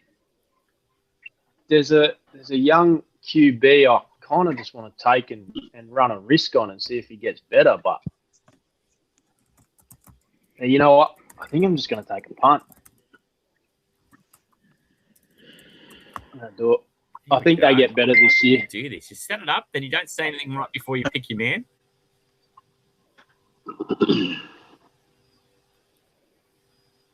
There we go. Tay, you got to love that. Takes a Titan right in front of your nose. Yep. The world defeating Taylor. Yeah. I mean, it's just another one of these guys that's sort of fitting in the same mold. I don't know. Like, don't get me wrong, I was a little bit higher on him in the preseason than I have been now. Like, I don't take preseason for everything. I just would have liked to have seen something. Like, he's been so bad, and it's just frustrating me. It's just limiting my like feeling of just wanting to be fully all in on him. Like, because I don't know, I just would have liked to have seen a little bit more in these games. Like I said, preseason's not everything, but yeah, like I'm fine with someone taking a shot on him. Because I just feel like Daboll being there should be a huge help for him. It's just one of these ones that I almost wish I hadn't seen any preseason action, because it's just actually making me like warp my own mind on him. Look, he's probably someone I probably would have looked at taking a shot, considering I don't even have a second quarterback. So, yeah, no, I probably still wasn't looking at him, but yeah, it's definitely someone that sort of fit the mold. You know what? It is thinning out enough. Your team named after a guy who's now not in your team? That happened a long time ago. That was we talked about Tate and the Tater Talk before. There's definitely better value on guys just to fill out your bench right now than going quarterback. I think I'm just going to lock this guy up. Matty C, you'll love it. Even though he's coming off an injury, I don't know. I still feel like this offense is probably projected to be better than the Titans. So I'm going to take Daniel Jones as my second quarterback, just because even though he's coming off the injury, there's still I feel like sometimes it gets made too much of that he's just going to not run. I feel like it's just in his bones. Like, he doesn't know how not to. He's going to scramble just because it's how he's always played. And honestly, I know this sounds stupid how old he is, but I actually think Keenan Allen turning up is going to help. I really do feel like he's going to be a bit of a safety blanket for him. He's also got Tyler Warren in those intermediate routes. I just think that's going to help. So, yeah, I don't know. I feel like Danny Dimes might be a little bit of a smoky this year. I don't disagree. I mean, I'd have him as my second quarterback in 2-quarterback league in a heartbeat. And I know I can wait forever for him because everyone thinks he's dead. I don't know. I don't get. But I like what Michael has done here, by the way, because he's very quietly just taken the next pick. And this is a player who's just gotten so much love in this preseason at the Green Bay Packers. Michael, what have you done here? Tell us through it. I'd be lying if I said I wasn't influenced by a friend on this one. Joshua Foote, you probably are familiar with the bloke. Oh, a little bit familiar, yeah. Yeah. Heard of that guy? He might have taken a big prize off us recently. Yeah. He's been all over in pre-season. So, yeah, I'll jump on that train. It's hard to mark with Josh. He clearly has his head on a bit. He kicks the stones to have a look at what's wriggling underneath. But Christian Watson, Green Bay Packers, has I've heard a lot about love for Christian Watson. I think he's one of the more polarizing guys, right? People either believe it or they're a bit skeptical. And it's kind of just nice to see here we are getting towards the end of the 8th round. You can go and get a guy like that who doesn't have to start for you. He's your 4th wide receiver. So if he turns up, and that's great. But there's not a lot of pressure, right? Yeah, exactly. I owned him last season for a little while and loves a Hail Mary catch to get a whole bunch of points in one catch. So we like it. Me too. Me too. That's how I played my ACT gridiron career. loved long bomb. It's coming to the end of the round now, which is great because we just saw the pick. I love this. Tua has finally gone, which I kind of like that. Now that's where we're up to in the draft as we get into the end of the 8th round. That's where we're at. Tua is becoming a thing. That's where we're up to, and I'm loving this because we have the thing, Paul. It's tough being at the top or the bottom. You've had a long time to just watch 22 players vanish in front of your very eyes, and the draft board looks very different from when you last saw it to when you next see it. But in your position now, you got your 2 running backs, you got a wide receiver and a tight end, you got quarterbacks galore, which is great. But where are you going to head next? You'll have to forgive me with the amount of players that have come off the board that I've been looking at. I've actually been looking at the roster for the Fighting Irish to see if I can grab someone from there. But who I've landed on is Metcalf for a wide receiver. This late, I think that's a phenomenal pick, considering he has to be one of your starters. If you can get him later than that, wide receiver 25, even wide receiver 30 in a standard 10-team league, and he's someone who you might be a flex, might be a player who you're not even relying on to be a day in, day out starter for you. I just think the value on him is ridiculous. Like, he is clearly the biggest body in that receiving core and a team that's got a good pass blocking offensive line. I like where you're going. I like it, Paul. And now the 2 starting positions left for me are kickers or vomit. So I might look at starting to fill up the bench a bit here. So I'm going to grab a bench running back in Ramondre. Very good pick. Very good pick. Very good pick. Yeah, very good pick. Can I just clear up, because we may pinch this, you're calling defense and special teams vomit? Because that may be how we refer to them for the rest of the season. We may be saying a friend of the podcast, Paul, has given us this word all season long. If I'm just clarifying. I think that would be a nicer name than we normally give. So. One of the nicer things we've got to say about defenses, I think. I'm going to go back and check it on Chris's team, because he goes and takes the first defense after taking Tua on the way out of the 8th round. He comes into the 9th round and takes the Seattle Seahawks defense. So first one we've seen there. How about that? Nice to see someone sticking the neck out and doing something a bit weird. And then packed to the drafters, we saw Carnell Tate go. He's the one who's got the balls to stick out for Kittle. We saw Kittle was activated by the 49ers during the middle part of the week. But, activated doesn't mean ready to go necessarily. It just means he's no longer on PUP. He can train. So we'll see how he goes. But I don't know. There's a part of me that's really pulling for Kittle. He's a mad bastard. He really is. And then it goes and puts Shane on the clock. So starting this 9th round, we're off to a bit of a flurry to kick this 9th round off. We'll quickly recap those 3 players.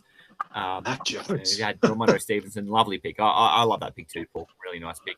Seattle Seahawks, vomit team for Chris there, and then George Kittle to kick it off for the 9th round, going to Shane. So off to a great start. We've got Michael on the clock now. Mate, this is the 9th round. We're outside of the top 100 picks now. So this is where it starts getting real fun. Last couple of picks, Christian Watson, DJ Moore, but you got a tight end space, kickers, vomit, and then 4 more bench spaces to go. What are you looking at? I thought we come on the in the vomit, but I reckon I'll take a run back to sit on bench here.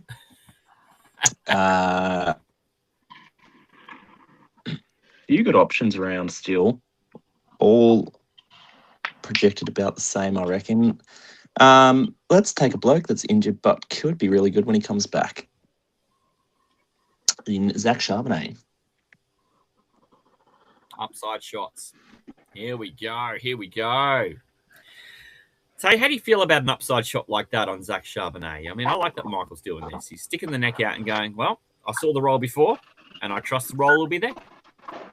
Yeah, I'm still sure exactly when he's back and what it looks like with Jadarian Price when he is. But he is enough of a factor where I've talked about Price and where I think he's actually going to be one of these rookies that actually has a better start to the year than finish. Because I just think while Charbonnet's sort of either not there or just hampered, it just means it's all Price's role. But I just think you're going to see Charbonnet in a very similar role to what he was last year when he's back, just sort of playing that, ground and pound, getting the 2 yards for first downs and being the goal line back. But again, that was pretty fruitful for fantasy last year because he got so many bloody touchdowns. So it's just good being the goal line back at a team like Seattle because they're in the red zone so often. So I don't sort of mind it. But I will take myself a guy that I just think is the most perennially underrated running back by a country mile. Like when this guy plays for this team, he dominates. Honestly, he's like I have him at my running back 18 this year. Whenever the problem is he's injury prone. He's like a niner. But when he's there, he's great. So I'm always taking the shot on this guy in any draft I can find, and it's J.K. Dobbins. Behind that offensive line at Denver, he's the bona fide number one there for a team that's going to win a lot of games. I just think he's the biggest value in every single draft out there, whether it's Supercoach, Sleeper, whatever. So, yeah, I always skip him up. Yeah, well, and we saw RJ Harvey go in the 7th round, so they then go and take J.K. Dobbins in the 9th round and kind of place that lower stakes bet on, even if they split volume. That makes Dobbins the better pick. James on the clock now. I can't imagine that's changed a lot about what you were thinking before Taylor made that pick. Not everyone looking for Dobbins, right? Nah, I've got 3 in mind. One's a real cheeky stash for when he comes back. I don't know if anyone's caught on just as yet, so I don't know if he's going to still be there in a few picks. We love a cheeky stash, mate.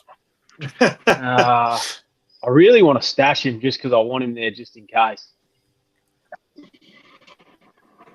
think I might do it. Playing the game. I like the to play game. whiskey. Is he going to let him wrap around or is he going to go for it? Yeah, nice. I'm interested to know because there was a trade today for Booty from New England, and a lot of people lose their minds just assuming that Booty's like going to take that wide receiver 2 role behind Nico Collins. But I'm with you. Like CJ Stroud seems to have a connection with Tank Dell, and I know how Matty feels about him, so I'll get out of his way and let him talk about Tank Dell. But again, like at this value, I have no problem with taking a shot on basically anyone. I just think it's a good stash. Just didn't want someone to pick up himself and helpful. put him away. He's come back from such a horrendous injury. It is bad, yeah. Yeah, he tore every ligament there is. Just every single ligament there is in that knee. Yeah. And Max Gorn done his ACL multiple times, and it's had going that to be tough for him to come back from that and be super effective. Love a Maxi Gorn shout out. Right, so it's just, Yeah, that guy, back from, so, there's a little bit of a size. I'm not. There's a little bit of a size difference between Max Gorn and Tank Dell. No, they always bounce back. I think there's about 2 feet in difference. So see, Anais goes and takes Terry McLaurin this late. I love that pick. Terry McLaurin is being left for dead, and I still think that he is going to be the first place the ball goes in a passing situation in that offense, even though he was underwhelming last year. And just Jaden Daniels not necessarily being 100% Jaden Daniels all in capital letters last year, which, not super unexpected after a big breakout year. But, he just kind of, Terry McLaurin, I think, is not getting the respect he will probably end up asking people to honour by the time the checks are cashed this year. So I really like that pick for Anais. And it goes and puts Joe back on the clock now. Prime time, Parente. Who I like that his last couple of picks he's had the balls to go and take Malik Willis and Harold Fannin. So it just kind of gives me a lot of joy seeing Joe's team get built because he's taking shots, mate. He's got Amarian Hampton, who's been a bit of a darling in preseason. He's got Jeremiah Love, who's clearly a bit of a super coach darling as well, just given his rookie status and classic what that does. Dak Prescott, who, you and I, we big fans of just watching how much he'll peg that ball around. And then he only goes and takes Blake Corum, who you were saying, actually, great draft pick, even though we're still both Kyron Williams guys. So that's kind of like what Joe's doing here. Yeah, and you've got the hidden upside of if Kyron was to go down, you've got Kyron taking over a great offense with literally the best rushing offensive line out there. So, yeah, I've said this 100 times, like you just mentioned. I think they're both very good picks in where they're going, Kyron and Kyron, because I just think they're both going to have work and they're both going to be super efficient because they're kind of helping each other in that side of things. So I'd be surprised if either of them are under 5 yards per carry, honestly. Oh my gosh. Well, how about 5 yards 50 yards per kick?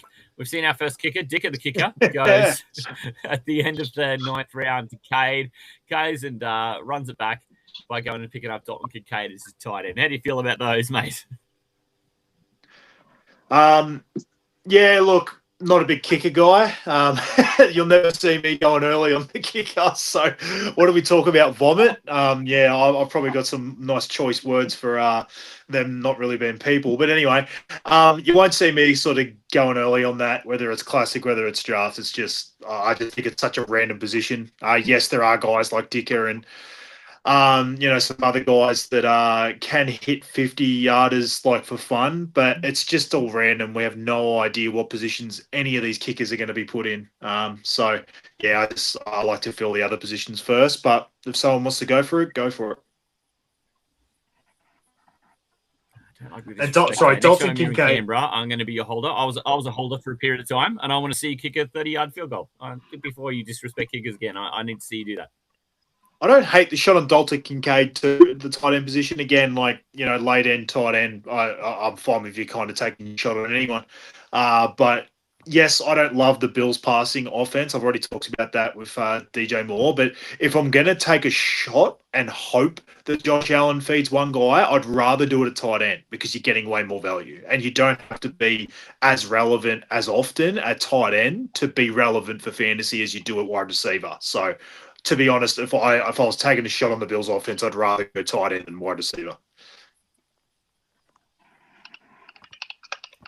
Yeah, 100%. And there's just kind of a nice little bonus when you become a tight end who kind of wraps in that 90 to 100 targets that you kind of separate yourself from the mirth a bit. So we'll see how that all sort of rushes out. We've got a Kyle Monagai sighting as well, going to Joe as well. So he's now started to fill that bench with a couple of running backs. Monagai and Corum to back up Hampton and Love. He's also got Malik Willis on his bench. Goes and puts Kane on the clock. Run CMC is the name of his team. He went and took Travion Henderson and Alec Pierce in his last 2 picks. We like the Travion Henderson pick. That's kind of a fun one. And here in the, we're in the 10th round. There's at this stage, pretty well all the starting spots in most players' teams are taken. And then, as Paul had said, there's vomit. And as Tay said, there's kickers, which might be people or they might not. But this is going to be a lot of bench filling. And I think there's going to be a lot of, okay, so who do I think is the best guy available? Who do I think has got the best opportunity to return? Just a little something extra, who I believe in. And that's kind of where you see picks like Travion Henderson, who, behind James Cook and behind a Quinshon Judkins, if I needed a spot start, any week Travion Henderson can go and throw up a great big score. Explosive speed, and he can put up one big run that will completely save your week. Now, Alec Pierce as a wide receiver can do the same thing behind Roma Dunze and Terrell McMillan. So kind of like what Cade's doing here. Goes and takes Jacoby Brissett, the beef brisket, from Arizona. I would like to see him be a brief biscuit, though. I think he would love a lot of biscuits. It wouldn't be a very brief biscuit for Jacoby Brissett. But he goes and takes him as the third quarterback behind Brock Purdy and Drake May there. And this brings James up, mate. So let's have a look at your team, Slippery Geckos. The last couple of picks have been Tank Dell and Cam Ward behind Bo Nix, Luther Burden, Devon Chain, David Montgomery, Garrett Wilson, AJ Brown taken way back yonder, and Colston Loveland. What's your move? Well, my 2 running backs just got taken, so I'm not stoked about that. So I think I might bank on this guy pushing for wide receiver 1. It's a bit risky, but I'm just going to do it. You know what I'm like. It's the bench. I like to play risky on the bench. Yeah, 100%. I think he's a genuine chance to push for WR1. Oh, mate, I just saw your Tank Dell pick. I know you like to play risky. Goes for Josh Downs, who's playing in the same space as Alec Pierce. And we just saw Michael Pittman has moved all the way over to Pittsburgh. Yes, so it's a bit of a risky one, but what is this? Not here to mess around. Yep, not here to fuck spiders, Tay. I assume that completely scrambled your draft board, Tay, because I'm loving James and Michael being either side of you. They're providing a lot of things for you to think about. And then when you're on the clock, I'm just trying to make sure I get you talk a lot so you're a bit distracted.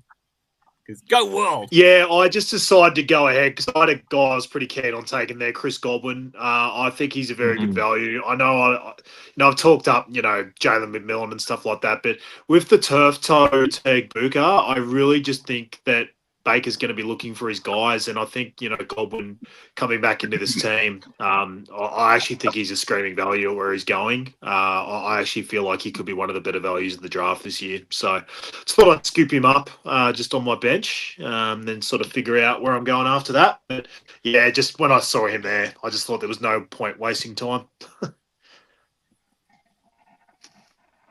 No, and this late, it's not a bad move. I've also got to mention too, just between Monagai and Brissett, I missed and they actually gone and taken Bill Ja'Cory Krosky Merritt in the middle there. I just didn't get that one back announced, so I just want to make sure I went and got Bill.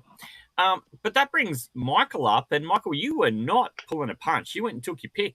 Why so certain on who did you choose? I wouldn't say so certain, mate. It sounds like I was eyeing off the same running backs as everyone else that just picked in that round. I was pretty certain I needed another running back. I wanted Bill, and I thought, if I can't get Bill, I'll get Coleman on guy. And then they both went. So went to Rico Dowdle, who we've seen how high he can go. It's just whether he can do it consistently, which I don't think he can. But, if I can get him here and there for a few high scores. A lot of the volume in that backfield is now in Tampa Bay. Yeah. Well, and the volume can be there. We saw Kenneth Gainwell do a lot with it, and he's now buggered off to Tampa Bay. So there's plenty of opportunity. But just the speed with which you pull that trigger, that's what got me excited, mate. Like, wow, knew I wanted that position. Some Rico Dowdle. I prefer Rico Dowdle over Jalen Warren just because of the draft price, and I just feel like there's just as good a chance that Rico has the job than Jalen Warren. So, and they're kind of both decent at pass catching, so it's not like I just think they could legitimately completely split that role 50-50. And we just saw what Rico Dowdle did to Chuba Hubbard last year. So I just think if he's the one that looks better, I just think McCarthy, the coach, Mike McCarthy, is just going to decide to go with the hot hand. And if Rico's proving more, I just think there's a chance he could get over 50%. And the draft cost is just far less than Jalen Warren. So that's why I like it better.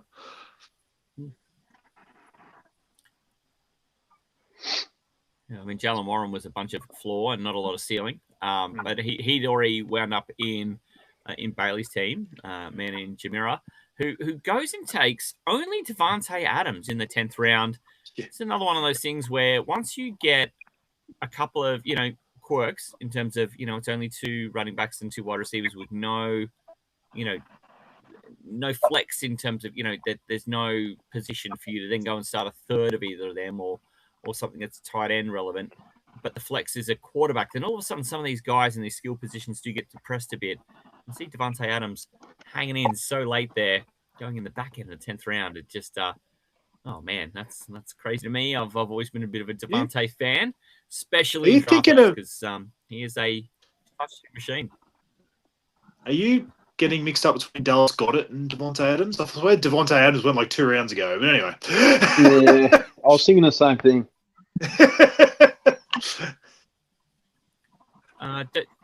Dallas Goedert only just went this round to a team that didn't have a tight end, though. I was just saying you were saying the back of the 10th round to Devontae Adams, but I think Devontae Adams went like 2 rounds ago. There you go. Well, yeah, he's gone to Dallas Scott has gone to Camp Drafter, and he didn't have a tight end, so got to be happy with that. Dallas Scott had an amazing target to touchdown and like reception to touchdown ratio last year. Just kind of wonder whether he can keep up the ratio, but then the ratio matters a lot less when AJ Brown is not in town and is replaced by a rookie. So it's going to like that. Goes and puts Paul up. Now, Paul, you've got 2 picks in a row again. And your team. Yeah. Now that you're starting to also do the same thing, trying to put some bench. Yeah, I'm stacking the bench now. So I hate the thought of Evans being there by himself. So I decided to bring in his mate in Samuel to stack the bench. And hopefully CMC doesn't hog all the ball from that team. By the way, whoever's got CMC, I'm happy to trade you one Mahomes and a frozen chook for him.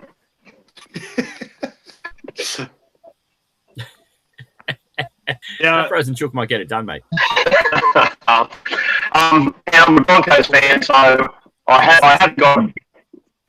Sorry. I haven't got a Bronco on my team yet, so I'm going to go with Sutton. Nice. Oh, Matty C. Oh, your favourite. A special place for me, Paul. Special place for me, Courtland Sutton. I've been a big believer in him, and I don't know that Jalen Waddle necessarily takes a lot away from him. I still think Courtland Sutton is a class wide receiver, and we saw that he gets it done even when Jerry Jeudy was there, who we knew was also a pretty good wide receiver, but just never kind of hit the top, never kind of hit what he was supposed to there. But I'm a bit in love with Courtland Sutton, I tell you. Nah, no idea what you're talking about, mate. Never heard you talking about him at all. I like I said, I wouldn't be surprised if he has a very efficient, like high touchdown year. Courtland Sutton, he's done it before on not super high volume, and I just think Jalen Waddle's going to take a lot of the defense's attention away. So I wouldn't be surprised if you all of a sudden see Sutton just sort of streaking away with in that end zone with no one around him. So yeah, I don't mind it. Again, I don't really mind anyone at this point, but I really do think that, and there's also the chance if Waddle went down, all of a sudden just getting Sutton back as a wide receiver 1 at some stage. So, yeah, I don't mind it. Yeah, it's pretty fun. We just saw Stephon Diggs go as well. So this is how you know it's getting fun. Stephon Diggs goes to Harley's team, and then we also saw Shane up there go and take Brian Thomas Jr. And then I don't know, some of these Jags receivers, there's some guys who we know will end up with some targets, but it's hard to kind of know where they're all going to go. I'm still the big believer in Parker Washington being kind of the focal point to start with. So we'll see how that all washes up. But the next couple of picks here, we just about to get around to seeing Michael, then Taylor, and then James all pick again. And we're starting to run our bench spots. This is where it's going to start to be really trying to mine for the best value. I'm just going to drag up Michael's team before he comes up onto the clock, and we can see, between there's a couple of running backs taken in the last couple of rounds, Rico Dowdle, Zach Charbonnet, and then the bench wide receivers too, Christian Watson and DJ Moore. Still looking for a tight end. Kicker defense you may be happy to wait on, but then there's a couple of bench spots too, so there's some tantalizing things in your future by the look of it. Yeah, probably got to look at the tight end position shortly. It's just a bit gross, isn't it? Yeah. No one loves a late tight end pick more than me, mate. So don't feel bad. It's actually shocking, probably to Matty C, that I even took a guy like Tucker Kraft. It's not normally what I do. It's not normally what he does. When you look at guys like Kelsey still there, Ferguson, Hunter Henry, Isaiah Likely, Dalton Schultz, Juwan Johnson is a Taylor staple. Oh my gosh. So there's still plenty to go around. Plenty of meat on the bone, they might say. And for those who believe in Mark Andrews as somebody who can just score touchdowns and a couple of catches, effective catches, there's still some stuff there.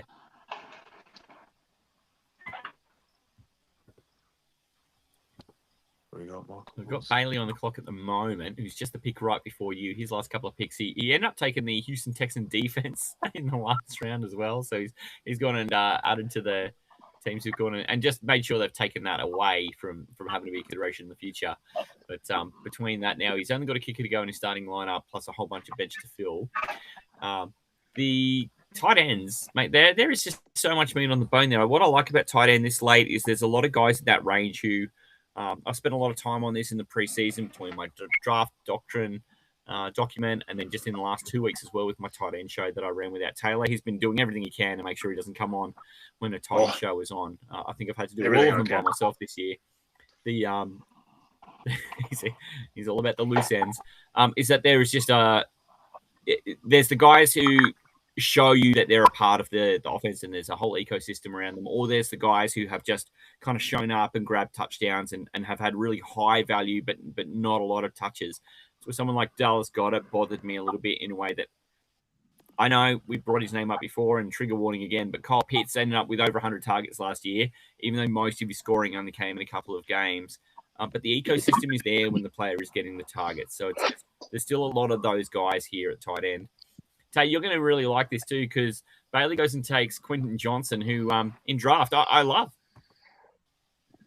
Yeah, I just don't understand the massive chasm between Lad McConkey and him. Like, it feels like when they're on the field together, they're pretty much the same. It's, yes, Quentin Johnson's more of the, like, touchdown scorer, a deeper threat, and Lad's sort of, more intermediary outs, getting more volume. But it's funny how, like, they just always end up finishing near each other, yet for some reason in draft, there's, like, 25 positions at wide receiver difference between them. So, yeah, I look in this draft specifically, I didn't really hate the McConkey pick because it was quite late itself, but just in general drafts and sleeper and everything, Lad just gets pumped up the boards for whatever reason. I think it was just purely because of the end of his rookie season, and obviously the excitement for the Chargers with McDaniels coming. But yeah, I don't know. I just really think Quentin Johnson is a screaming hot value every time he's out there. So he was like wide receiver 1 or 2 or something, like 4 games into last year. He started just absolutely on fire. So I wouldn't be surprised to see that again. Love him. Bit of a streak merchant, but, if he goes out and grabs you a long touchdown, gets a second long catch, he can do quite a lot for you in quite a short period of time. Good thing is at this stage, too, he's not somebody who you're necessarily relying a whole ton on. We come around, we've got Michael on the clock. He's got you've got some decisions to make here. What are you looking at here, Michael? I just got to take a tight end. I think not excited about it. Can do it finally. Yeah. Yep. So I think Travis Kelce is the best of what's left there. Goes and settles on Travis Kelce. I feel like, is this because you're foreshadowing a move with Paul? If you can fry chalk that you can send Paul for Patrick Mahomes. Backing that bitch up. Yeah, well, that was the other pick I did consider, was going for the third Saint in Juwan Johnson, but seems a little excessive. Love Juwan Johnson. I've got so many Juwan Johnson shares. This is kind of one of the things that we're strong on. Yeah, strong on the Saints having a really effective passing game this year, and Tay is a shuckaholic, by the way. It's a medical condition these days. I got that from I'm a little sad that he lost Tyson, because that would have just made me feel even better about Shark. Just the feeling that, he had that locked in sort of wide receiver too. I still don't mind some of the options like, Vele and, they drafted another guy, Lance. And because of Juwan Johnson, I just feel like he goes up the pecking order again because Tyson's not there. So Johnson, I love myself. It's just the slightest ding to Shuck not having Tyson there, but you still saw him. Was he quarterback 5 in the last 6 or 7 weeks? Without obviously Tyson, it was pretty much all Olave and Johnson. So there's no reason why he can't return massive value even without Tyson. Vaughn Vele. That's twice you brought him up in as many shows, Tay. I know. I bring him up way more than a fantasy show should, but for some reason he came in and had relevance really quickly. So I wouldn't be surprised if he had it again. Just to annoy Olave owners. 100% that's what it would be. Mate, you went and took another quarterback. Do you want to quickly announce and describe why? Yeah, I mean, it was just kind of going through. I felt like, because I'd sort of waited a while for my quarterback too, it was probably not a bad idea to just get another one and just sort of, if I get a couple of ones in that sort of same tier, I can sort of play matchups. So I went and got Bryce Young. I felt like he was the best one out of the lot that was left. So I just felt like a very good offensive line. Dave Canellis being an old OC. I always feel like the offense, even though it's struggled in the past, I feel like there's always a chance it's on the verge of getting better. He's obviously got Tet, that he's only going to build, with in his second year. I honestly feel like Darren Waller, I know a lot of people aren't going to see a lot of value in that, but I honestly feel like getting him at tight end is actually going to help him too. It's just another, bona fide pass catcher that's been in the league a while. It's a vet. I don't know. I just feel like it's going to help Bryce Young himself. So I just felt like he's not a bad shot here to take as my third quarterback. Not that shot. And then we'll go to James because, mate, you've also had a pick straight after as well, and you're going for some depth, mate. Yeah, just a bit of depth, but I have seen some reports out of camp that he is pushing for that RB1, and it's already a split load, so just a little bit of depth. Didn't have an RB on the bench. Feel like it's a pretty safe pick.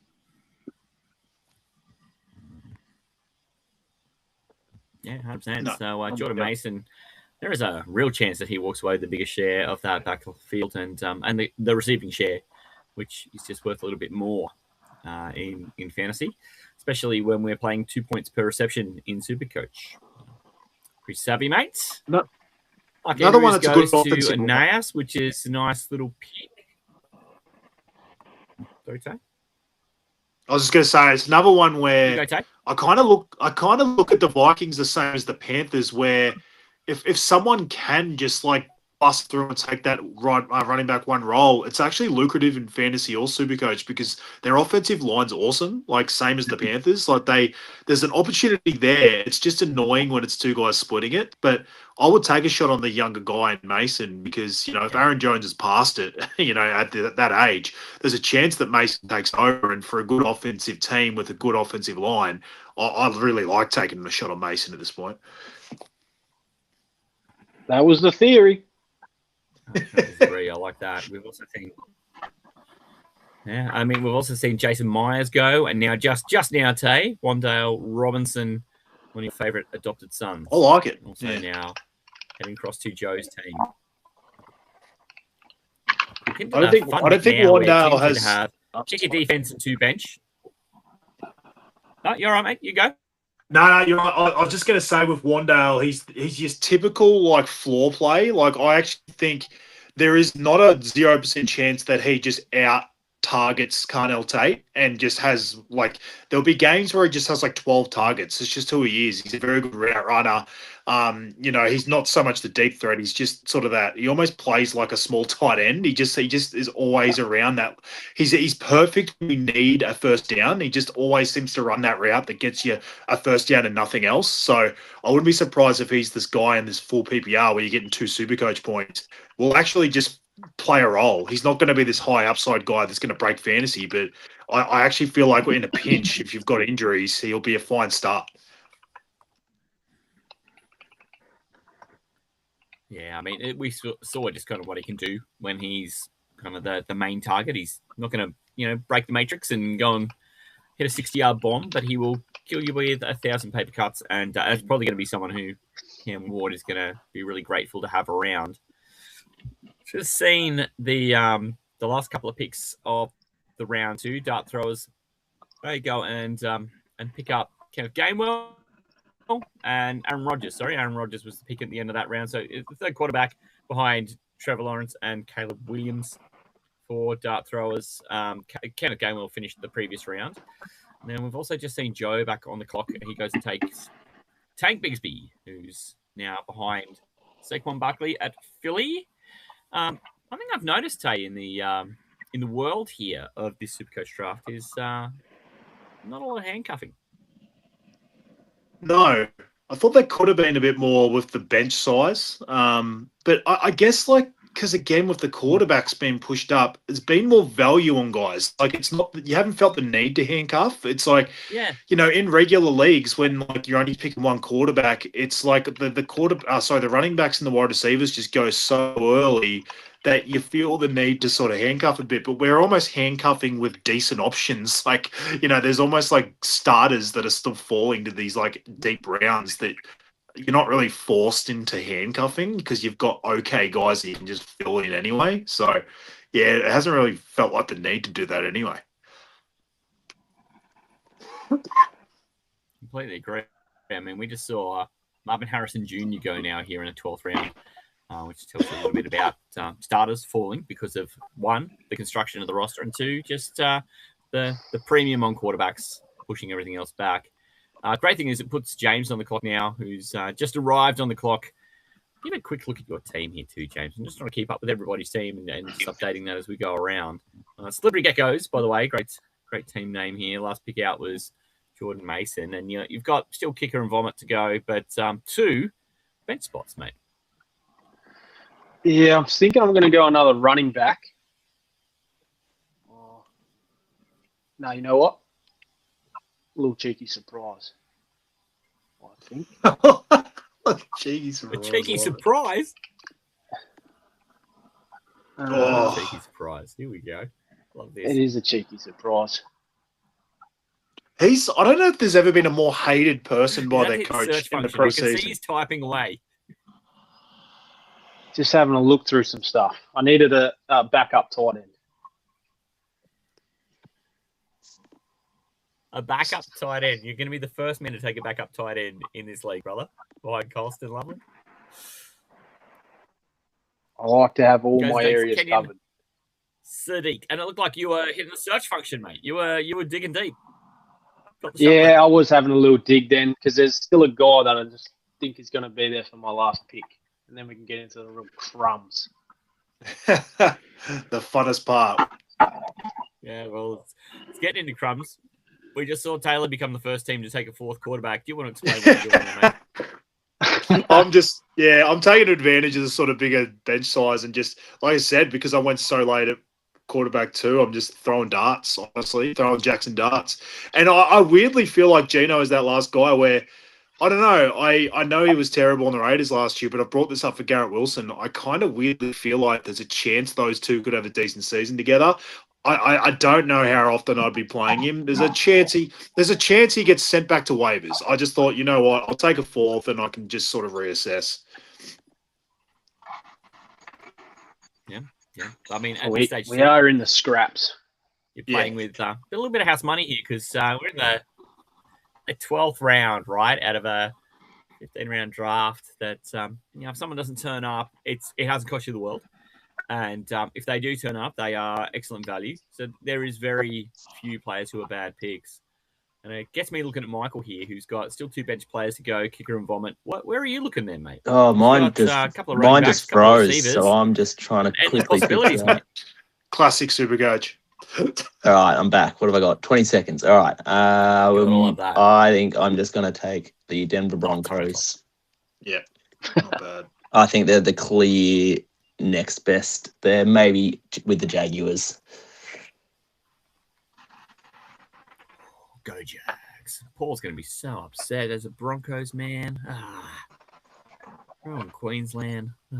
But no, guy. The thing that is really favors defenses in fantasy sports when it comes to the fantasy scoring is turnovers, and they are the least predictable thing. But that's 100% where the Jags points came from last year, and Denver kind of did a bit of both. They turned the ball over, but they were able to keep teams to low scores, not yardage, but scores. So that kind of helped make it up for him a bit, and he's kind of got to hope because the turnovers weren't all there last year that you can bag a few more this year.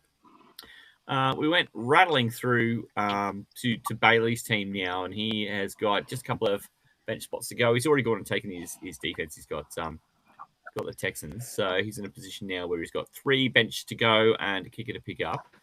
The last couple of rounds, I was sort of just having a look before at players just in those skill positions who are still around in terms of like wide receivers, running backs. There's still plenty of great fun No, tight end we were looking at just specifically earlier. There's still heaps of fun, but wide receivers and running backs, it's only having to start 2 really does keep things pretty fun, like pretty full, and it's sort of be interesting to see what's available in these last couple of picks.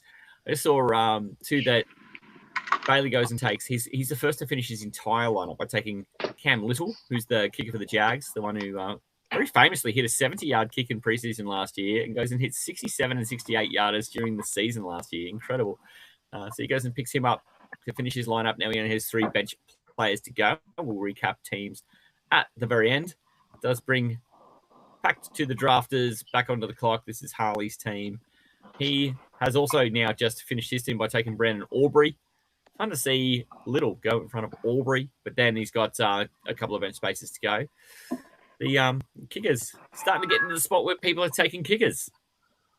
Loving that. We're getting close to where Paul's going to come on the clock too, mate. The draft board changed much since you saw it last? We just saw the Broncos defense get taken in front of you, mate.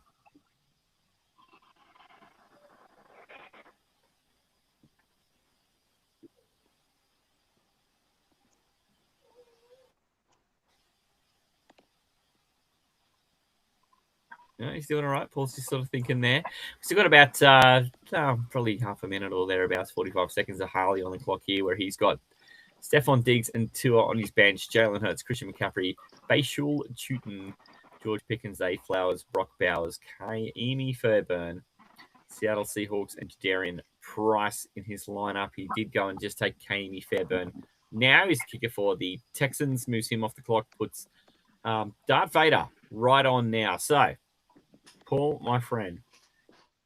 Yeah, I think I just got sniped. I was looking at Pittman. Yeah, good move. Having a look. Good to have a look.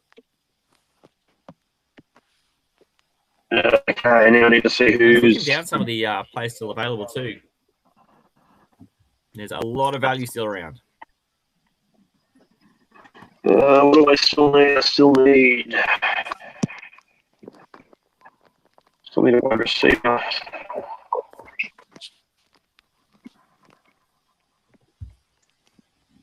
Yeah, bench is looking good. Got a running back and a quarterback, 2 wide receivers. A couple of spots still to fill there with some depth, and then kick a vomit.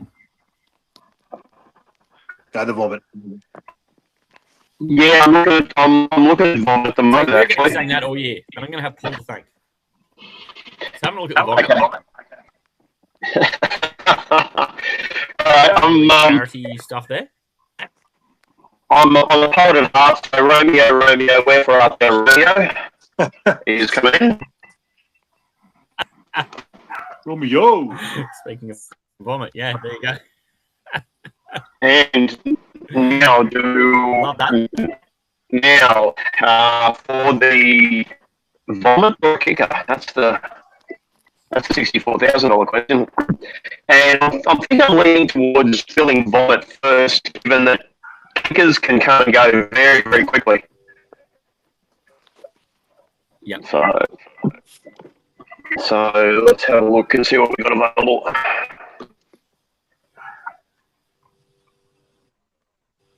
Yeah, Okay, I think I might fall to the end if you're not going to go for someone who you just expect to be premium.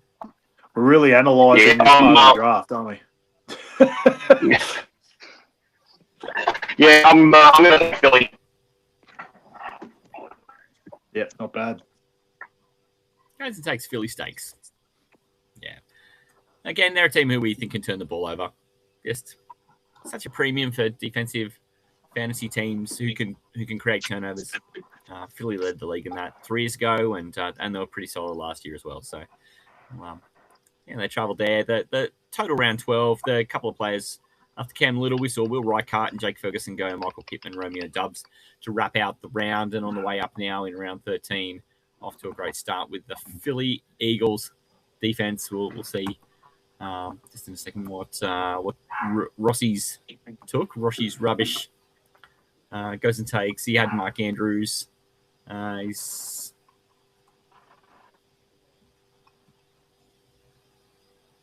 oh no, I've clicked on. That's a nice. Let's get Rossi's team up. That's why I'm like, oh, it hasn't updated. That's user error. Here we go. Supercoach trying to keep up with my fingers here. Rossi's gone and taken Rashid Shaheed, so we like that. It's a nice long threat. A couple of Seahawks in there. I feel like there might be something going on there with the Seattle Seahawks defense. Jadarian Price and now Rashid Shaheed.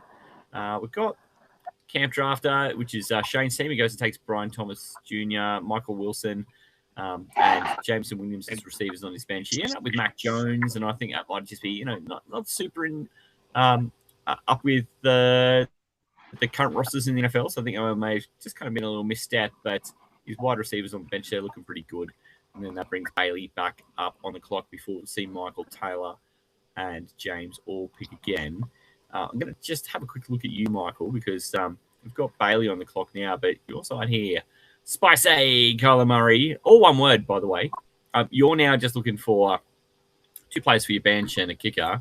Got a couple of wide receivers, got a couple of running backs on the bench. Are you one of these folks who are just happy to kind of let kicker go? Or are you starting to just look at depth now? Probably more so looking at depth. I'm happy to take a kicker right near the end. There is one kicker that I do want to keep my eye on, but if someone else takes him, I'm not going to cry. Oh.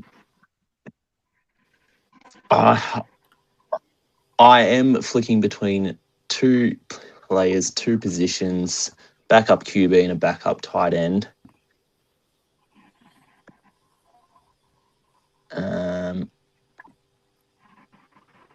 And this seems more fun. I've seen Woody Marks, the Jags defense, and Jordan Addison go in front. Who have you got? Woo!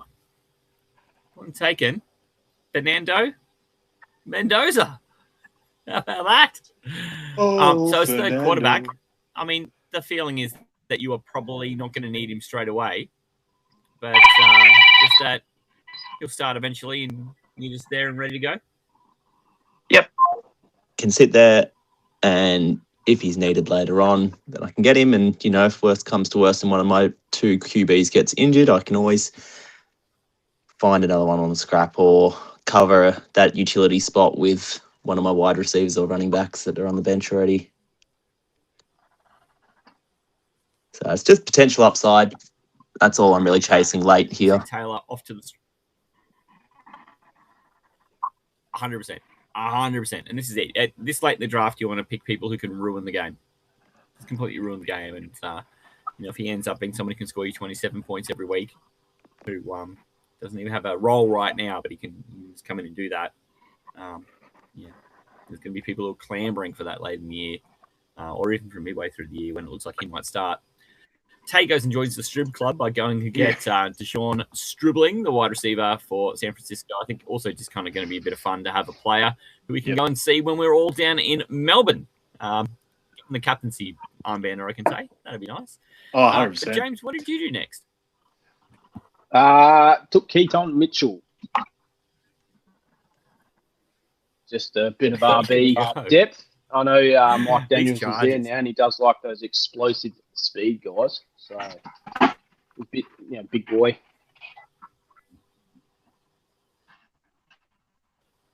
Gone into the scraps, though. Yeah, so. Love that. I don't mind him. Tay, did you want to quickly explain your pick as well? Just I brushed past you because I saw your cameras off. I just kind of thought maybe you weren't there. No. I mean, I just had to charge my phone. Just it was definitely going to die. I like Keaton Mitchell. That I think there was a little bit of an injury sort of cloud on him, but I do like him because I really feel like they're kind of grooming him for that backup position behind Hampton. So, like I said, he kind of fits the McDaniels mold. So, I with my pick, it's just taking a shot on a rookie. There's always injuries at the Niners, so I feel like the way he's played in the preseason, being a early round draft pick, I just feel like there's a chance he could sort of hit the ground running as a rookie. And Evans or anyone gets hit by the substation, he's coming straight in. So yeah, I just really like his potential. Well, there you go. And then we go and see, Run CMC. This is Cade's team. Go and take Cleveland Browns in the previous round, but then Chuba Hubbard. Just just a nice job to wrap that up for Aeneas. Goes and picks. I still think Tuba's likely to end up with some sort of role. Don't entirely know what the role is going to look like, but some sort of role there. I don't think it's all doom and gloom for Tuba Hubbard, but having Jonathan Brooks around. But off to a nice little finish to the round there, picking that one up. And then on the wraparound, we see Joe. What did you take there? Joe, on his way out, he goes and takes Isaiah Likely.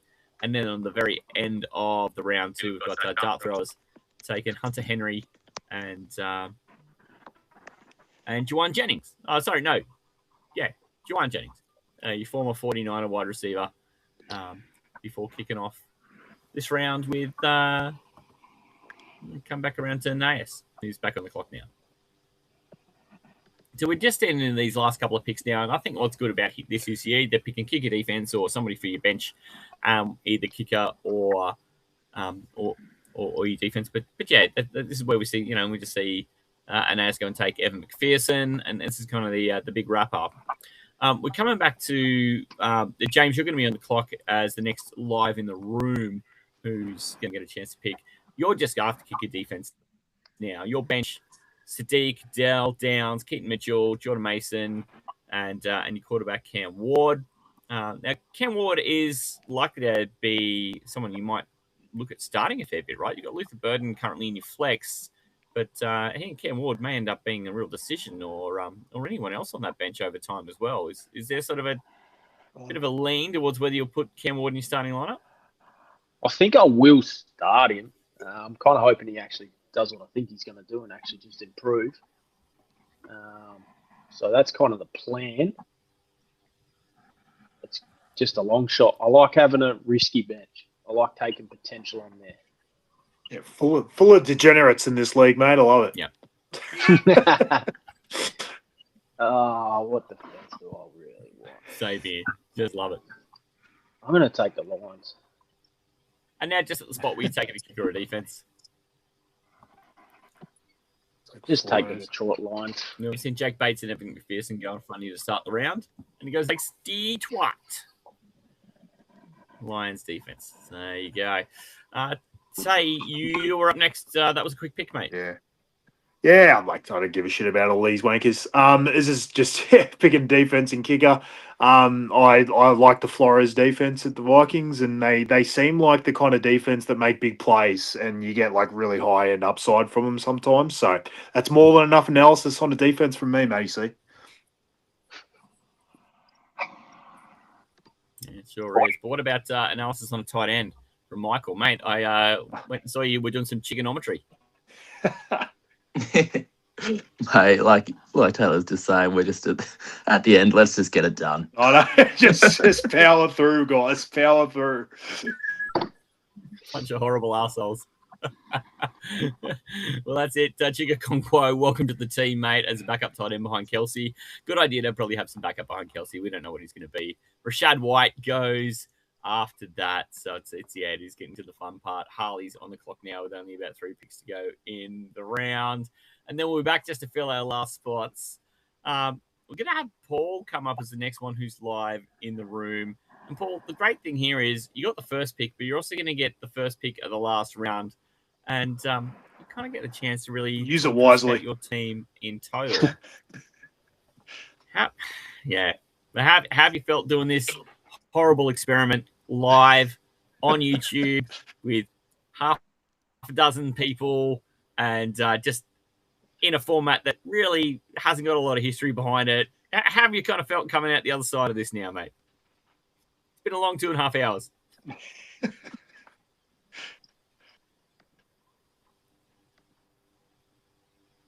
Is it all right? It's concentrating hard.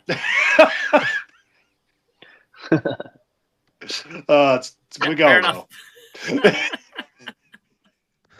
These are where you make your team on these picks. So oh yeah, this is going to win us the league right now. This is great podcasting too. Focused. He's really focused. He doesn't need.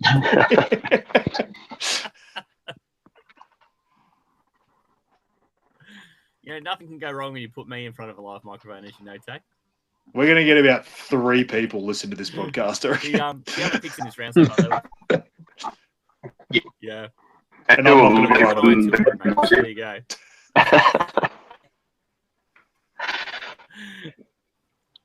And two of those people will be the guys' mothers from here.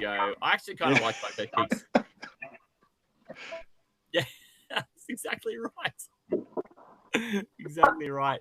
I actually really like the Trey Tucker pick. I'm big into Trey Tucker. He's been one of my really late rounds have a fling at in every draft format, and I'm kind of keeping a little eye on what he does in Classic because just he's probably going to be the only thing there really in terms of wide receivers, and that offense can't be as bad as it was last year. Jordan Tyson, just a nice way to just kind of pick up a guy who's kind of depressed in value at the moment, really late, piece of cake. But hey, Paul, you're up.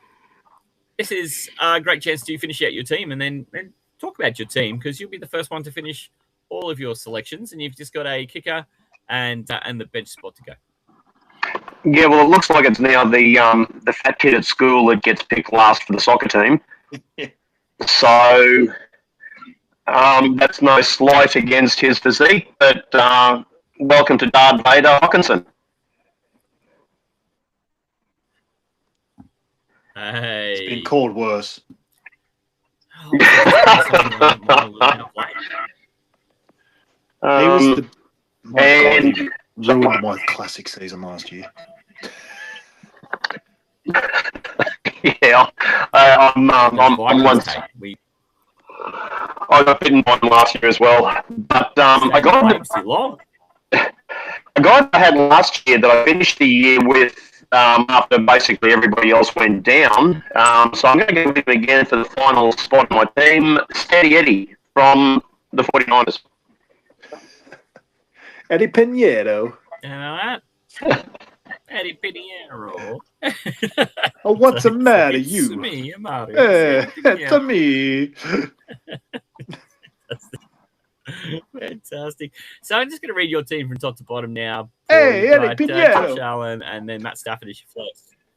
Eddie Pinheiro as his kicker and the Philadelphia Eagles defense. But then have a check at this. This is the meat and the bones. It's got Josh Jacobs, Ken Walker, DK Metcalf, Mike Evans, Sam Laporta. A bench that looks like Patrick Mahomes. It's Ramondre, not Rashid. It's Ramondre Stevenson, Cortland Sutton, Deebo Samuel, Romeo Doubs, TJ Hawkinson. Mate, can I just get a confidence rating 0 to 100? How confident you feel about your draft picks here? I'm actually going to put myself around the come on with the same number. Yeah. I'm going to give myself about a 75, given that I've got 3 of the 4 best QBs in the league. So I've got a good swing at the captain's chair there. I think it's too bad. It ended up being fairly well balanced. Get some trades going. Oh, hell, I've definitely got trade capital. Watch out, everyone. He's got trade capital. He's got some depth. I'm going to come to all of you with a number. I know Taylor's going to say 100. Well done. Thank you so much, Paul. We'll get around to you again before we sign off. The other picks in this round too, I'll update in a second, and we'll just go down all the other teams that from their entire roster as well, just because not all of them are live in the room, but it's nice to get around, just make sure we talk about everyone. Brenton Strange goes to Rossi's Rubbish Ruse. Packed to the drafters takes Kayshon Boutte, who is still listed here as a Patriot, although in the last 24 hours we've seen him now emerge as a Houston Texan after a bit of a trade. We go down Rossi's Rubbish roster here. He's got Jalen Hurts at his quarterback position, Christian McCaffrey and Bashal Tutin as his running backs. And then wide receivers, George Pickens and Zay Flowers. Tight end is Brock Bowers. Kicker is Kami Fairburn. And then the defense is the Seattle Seahawks. Jarian Price currently is flex, but he also has Justin Fields and Tua Tagovailoa. Justin Fields, his last pick. I like that. Michael Pittman and Rashid Shaheed and Brenton Strange are the rest of his bench. We like that. Packed to the draft. Let's have a go at their team. Quickly drag that one up. We've got Jackson Dart as the starting quarterback in the flex. Baker Mayfield, Jahmyr Gibbs, Jonathan Brooks, Devonta Smith, Justin Jefferson, George Kittle, Brandon Aubrey, and the LA Rams. Look at the bench. Woody Marks and CJ Stroud, a late pick there. Kayshon Boutte, a lot of Texans on that bench. And then Carnell Tate, Jordan Tyson, Jake Ferguson. We're liking all of that. We'll We come up and grab. Next one is the problem with Matty C being live. He's not always 100% on his biscuits. Camp Drafter, which is Shane's team next, and he's done well hanging out for this one. He's got Jared Goff, Camp Scatterbo in his flex.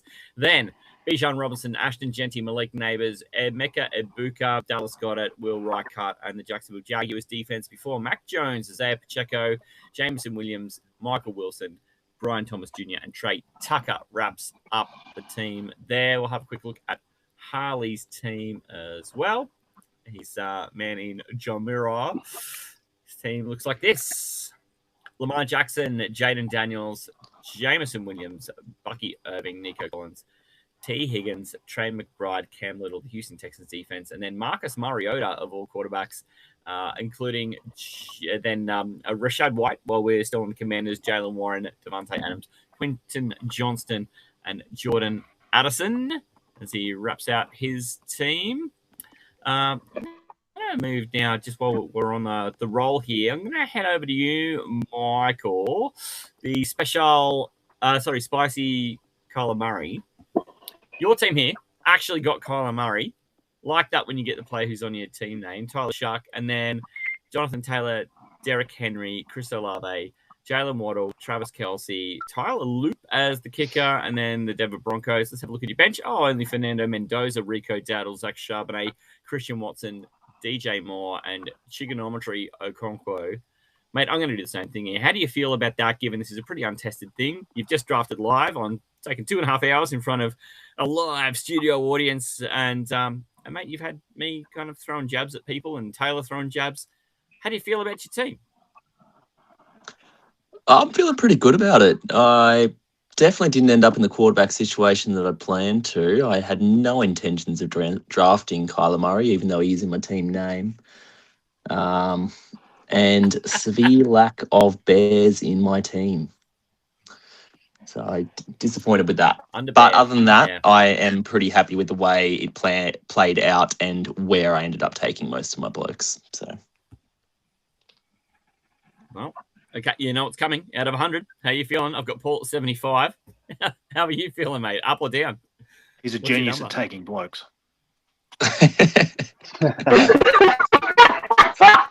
With that, it's hard to go past giving it a 69 out of 100 then. Oh, somewhere Gronk is smiling. I like that. 69. Tay, I'm going to skip you for just a jiff and go to James, because I'm going to come back and get you at the end, Tay. I know that you are long-winded. When you're not interested, just finished officially. Long and boring, and I love that. We'll go to James real quickly. Yeah, there you go. The now I'm going to lose my screen, so it'll make that interesting. Me trying to recap that one. James, you end up with some bears, mate. I like that. Yeah, I got 3 of them. I had to take the kicker in the end. I had to get another bear in. How about that? Here we go. We've got our teams.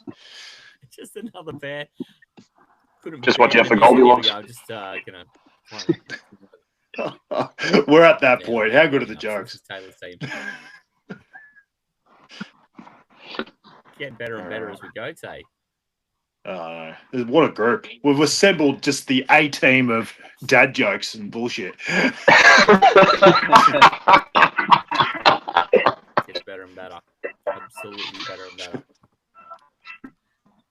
Like I said, buddy, we found our people. I'm finally going to get my butt around there. All right. Trying to drag up some rosters here. Yeah, it's like gone and put our rosters into our own little section now. I can't believe you brushed past my Trey Smack. My Trey Smack kicker pick, mate. If I don't win the league with that pick, I don't know. That was the pick of the draft. Yeah, all right. Back in your box. I'll come to you, mate. I just want to get James here, Slippery Geckos. You talk all the time, so I'll come back to you. Don't mind that. I've just got James here on a limited time, all right? So just easy. James, your side, Bo Nix, and then you've got Luther Burton in your flex at the moment, but you did go and take Cam Ward as a second quarterback. I kind of like that. You got Devon Archain, David Montgomery, Garrett Wilson, AJ Brown, Colson Loveland, Cairo Santos, because you said you needed more Bears, Detroit Lions, and then on that bench, we already mentioned Cam Ward, but you got Jordan Mason, Keaton Mitchell, Josh Downs, Tank Dell, and Kenyon Sadiq. Again, it's a bit of a weird, untested, not a super lot of history on how to play a draft league on NFL Supercoach. But how are you feeling about your team? Did it go kind of how you expected? Yeah, I think it did. I like to base a lot of my drafts off potential guys who maybe have had down years and they slide a bit. So I feel like I've got a few of those guys.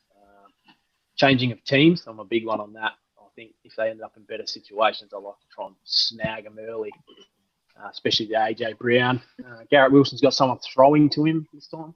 That's not a spud. So, no, I'm pretty confident on the team. I feel good. Get creative with a few trades with hopefully a couple of injuries to the top dogs, and Mason and Keaton Mitchell come through. Yeah, well, and look, Montgomery falls into that basket too of people in a new place who've kind of got a bigger opportunity. So, mate, can I draw you on a number out of 100 as well? You know I'm doing it. We'll go, I'm pretty optimistic, so we'll go 85. Oh, I love that. Got 75, a 69, and that makes Gronk happy, but an 85, we like that. No, nice one, James. Thank you so much, mate. Thank you for having me. I've got to duck off, though. No, all good. Thank you. Well, thank you so much for joining us. Thank you very much. Been unreal. Thank you very much. You got to make sure you take Taylor down, okay? Yeah, I will. You first. Take Taylor down. See you, man. Good on you, James. See you, boys. Cheers. So glad so disappointed you're leaving, mate. Sorry. I've got butter chicken waiting for me. I'm like starving. Sounds good. Now I'm hungry. Thanks, fellas. Peace and love. Cheers, mate. Peace and love. Run down Anas's team. He's got Justin Herbert and Sam Darnold, and then Saquon Barkley, Tony Pollard, Drake London, CD Lamb, Tyler Warren, Evan McPherson, and the Baltimore Ravens defense, plus Michael Penix Jr., Bill Chuba Hubbard, Marvin Harrison Jr., Terry McLaurin, and Mark Andrews. Not looking so bad. Run CMC. This is Kane's team, and he's got Drake May and Brock Purdy as his starting quarterbacks, plus James Cook, Quinshon Judkins, Roma Dunze, Tetroa McMillan, Kyle Pitts. Trigger warning on Kyle Pitts, Jason Myers, and the Cleveland Browns defense. Have a look at his bench. He's got the Beef Brisket, Jacoby Brissett, Travion Henderson, Ty Tracy Jr., Alec Pierce, Jacoby Myers, Jason Myers, already in his kicker spot. This is Jacoby Myers. He's got the Myers brothers, and then Juwan Johnson. That's right. I've just called them brothers now. That's how they're going to be. And then Joe, his side, before we get to our last one, and then back to Taylor. We've got Dak Prescott, Jordan Love, Omarion Hampton, it's Jeremiah Love, Puka Nakua, Amon-Ra St. Brown, Harold Fannin. Jesse Bates is the kicker, and then the LA Chargers defense on the bench, Malik Willis, Kyle Monagai, Blake Corum, Tank Bigsby going running back heavy, Wandale Robinson, and Isaiah Likely at the tight end.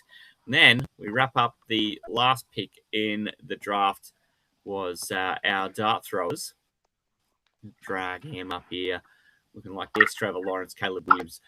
We've got Chase Brown, Travis Etienne Jr., Jackson Smith and Jigba, and Parker Washington, Dalton Kincaid, Dick at the kicker, Buffalo Bills defense on the bench, Rogers, Kenny Gainwell, RJ Harvey, Juwan Jennings, Lad McConkey, and Hunter Henry. Hey, I'm coming to you. Do you want to read down your team and then just give us, just a short 30, 35 minutes on why your team's the best? I was going to say, mate, capping me at only 100 out of 100, it's pretty devastating making me only go a small number like that. But yeah, look, in the end, I was pretty happy about the Burrow Jamar Chase stack. It's not something that I can always grab, especially. It's not the easiest one to get in Superflex because they're obviously both of those are generally pretty high picks. So I was pretty happy to get that. And then with how the rest of the sort of draft fell, I was kind of glad I took a Burrow kind of early because it kind of allowed me to fill the other positions and then kind of wait on my second quarterback. Because like I said, if I'd waited longer, would have probably been forced into trying to take two middling quarterbacks. So happy with how that worked. And I'm happy with the, my Chase Rice sort of stack at the wide receiver position, I feel like it's going to be pretty dominant. So I'm pretty happy with how that worked out. And generally, when you go high end at running, wide receiver, it means you're going to struggle at running back. But to get Kyron Williams and Breece Hall, who've sort of got my top sort of 16, 17, I was pretty happy to get that value there. And even Tucker Kraft, honestly, it's a bit of a shot at tight end, but the fact that he wasn't like a super high end pick, when I don't get the top 4 guys at tight end, I normally wait, but I was kind of happy with the value there. So obviously, mixing between Daniel Jones, Bryce Young, and Geno will be interesting to see where I go there with my quarterback 2 each week, but I'm still pretty happy with the team. And honestly, to get Swift and Dobbins on the bench, I feel like even if I get an injury to my running backs, I've got pretty good, stealth guys there backing them up. So, I'm pretty happy with the team turned out. Yeah, and mate, I think there's also that thing that we said of just, even though he's not in your starting lineup, just having a guy who you're going to see when you get Melbourne as well, is having Stribling on the bench. That would kind of be fun to be hollering at him and hope that he does well. And mate, also that goes to Chris Godwin. It's just kind of unknown what he can become. So this is kind of some lovely upside shots that also cost you nothing to cut, right? So it's kind of just that looking down your own rankings and kind of knowing, well, where can I get value in? And if they don't turn into anything, what's it really cost me? Kind of the experience there. But mate, out of 100, give us your number. Go on. Yeah, I was going to say 100, but I'm going to go 6'7", 6'7". Oh, fuck.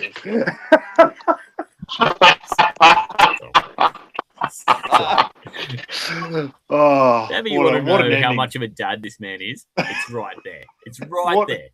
What an ending. If we've lost our 2 listeners. Yeah.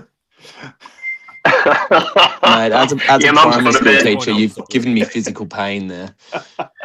Honestly, it felt bad saying it. If it felt bad hearing it, I actually feel like I almost vomited.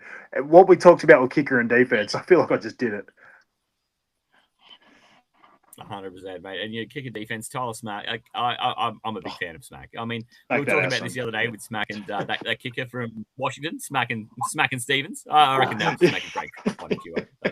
The perfect classic pair. I've been dreaming up plots for them this week. So, they're gonna become a second podcast of mine, Smack and Stevens, to watch. Mate, thank you so much to you, Paul. Thank you so much to you, Michael. Yeah, thanks, guys. And you didn't have to come and spend almost 3 hours on the internet with Taylor and I. You did.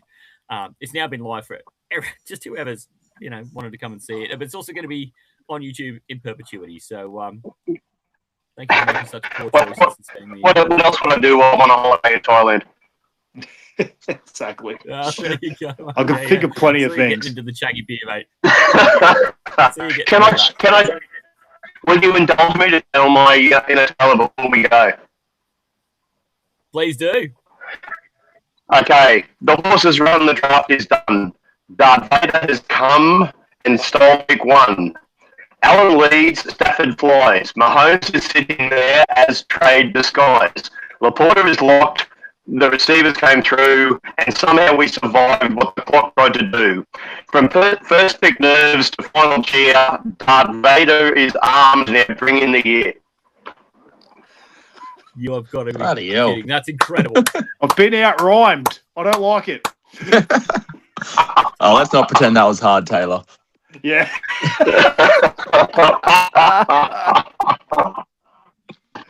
Oh, God. Can I ask, do you give gift certificates for lessons and coaching, Paul? Because I've got a friend who's got a birthday early next year. You could probably some before next season. No, it's taken me half the night to do that after I finished looking at the Fighting Irish roster. Yeah, 100%. We're digging deep, mate. No, thank you so much. I'm so glad you did that. That was brilliant. Absolutely brilliant. And Michael, thank you so much for joining us too, mate. It's been really lovely, and I'm looking forward to I get to be on the sideline in that group and just kind of hurl grenades. But really, we're all going to be aiming at taking down Taylor. So between the 3 of us, Taylor, you're not involved in this. We've got to blast it out. We're going to make sure he doesn't win it, right? Absolutely, mate. I'm sure one of us will get him. So, thanks for having me on. Really appreciate it. It's been a lot of fun. Better. Thanks, mate. Appreciate it. Thanks, guys. Appreciate it. Good night. Lads. And Tay, look, we're going to be back later this week too to do. Cheers, mate. We're going to be back later in this week to talk running backs for Classic. But also, mate, what's going to be great about it too is that we've still got a couple of shows coming up for Classic, and then into a little bit more draft before the season wraps right around. We're going to be down in Melbourne, not much after that. So there is plenty of cool stuff still coming here on the NFL Supercoach show. But mate, this episode has gone live, which is not something we do terribly often, and it's going to be around for quite some time. And mate, you put in a lot of work to make this happen, including just dreaming up the league, getting all the participants to trip over themselves to even get a chance to get in it, and then try and filter them down and get into a spot we could actually get 11. And then you got them all into a group chat. Then you got them organized to do this. So, mate, just big plaudits to you, mate, for everything you've put in the background to make this happen. Thanks, mate. It was it's only as good as the people that are in it and the the keenness that they have, and I couldn't ask for 11 better guys. They've been amazing. They've got in there. They've had a chat, and I know it's only new, but I'm really excited about this league. And the fact that they reached out and did the thing that I mentioned with the draft, and it just showed that they're keen listeners and they're really keen to sort of learn a bit more about drafts. So I'm really, really looking forward to the season, mate. It's going to be great. So thank you to everyone that popped on the show tonight, everyone who just jumped on the draft. I'm looking forward to a really great season of banter, and hopefully this sort of springboards draft into more Supercoach's mind for next year, and we can sort of just grow to even more leagues next year. It'd be awesome. So thank you so much, guys. It's going to be awesome. Yeah, I hope so, mate. Thank you again, Paul, for joining us, especially considering you are in far-flung places, very exotic reaches of the world. And then also on holiday in Queensland. On holiday from Queensland, but not only that you're there, but you're also over in East Asia, and you've taken the time to join us. So thank you so much, mate. Really appreciate it. No, I'm glad to be here, guys. Really, really stoked. All right. In the meantime, guys, we're going to get out of here. We're going to wrap this one up. Taylor and I will catch you over the weekend with our running back show. This is not just live, but it'll be just there, ready to go for folks on YouTube. We'll get this up as a podcast as well to go through our usual channels as well. Also, do not forget to catch G'day Gridiron. They're just wrapping up their series of, they're getting around each compass point. They're doing the West week this week, where they'll talk about all of the divisions and how they think they're all going to play out before the season kicks off. And there's a couple of teams from the West coming here to the MCG coming up and enjoying their compass points. They do this every year, AFC and NFC from each compass point in the month before the season starts. So go and check it out. Ian, Isaac, Nick, and Brad. Gotta love Brad, by the way. That guy is so unhinged. Just love him. In the meantime, we'll catch you all later. Hooroo, Tay. Hooroo, Paul. Hooroo, Matty. Thank you, Supercoaches.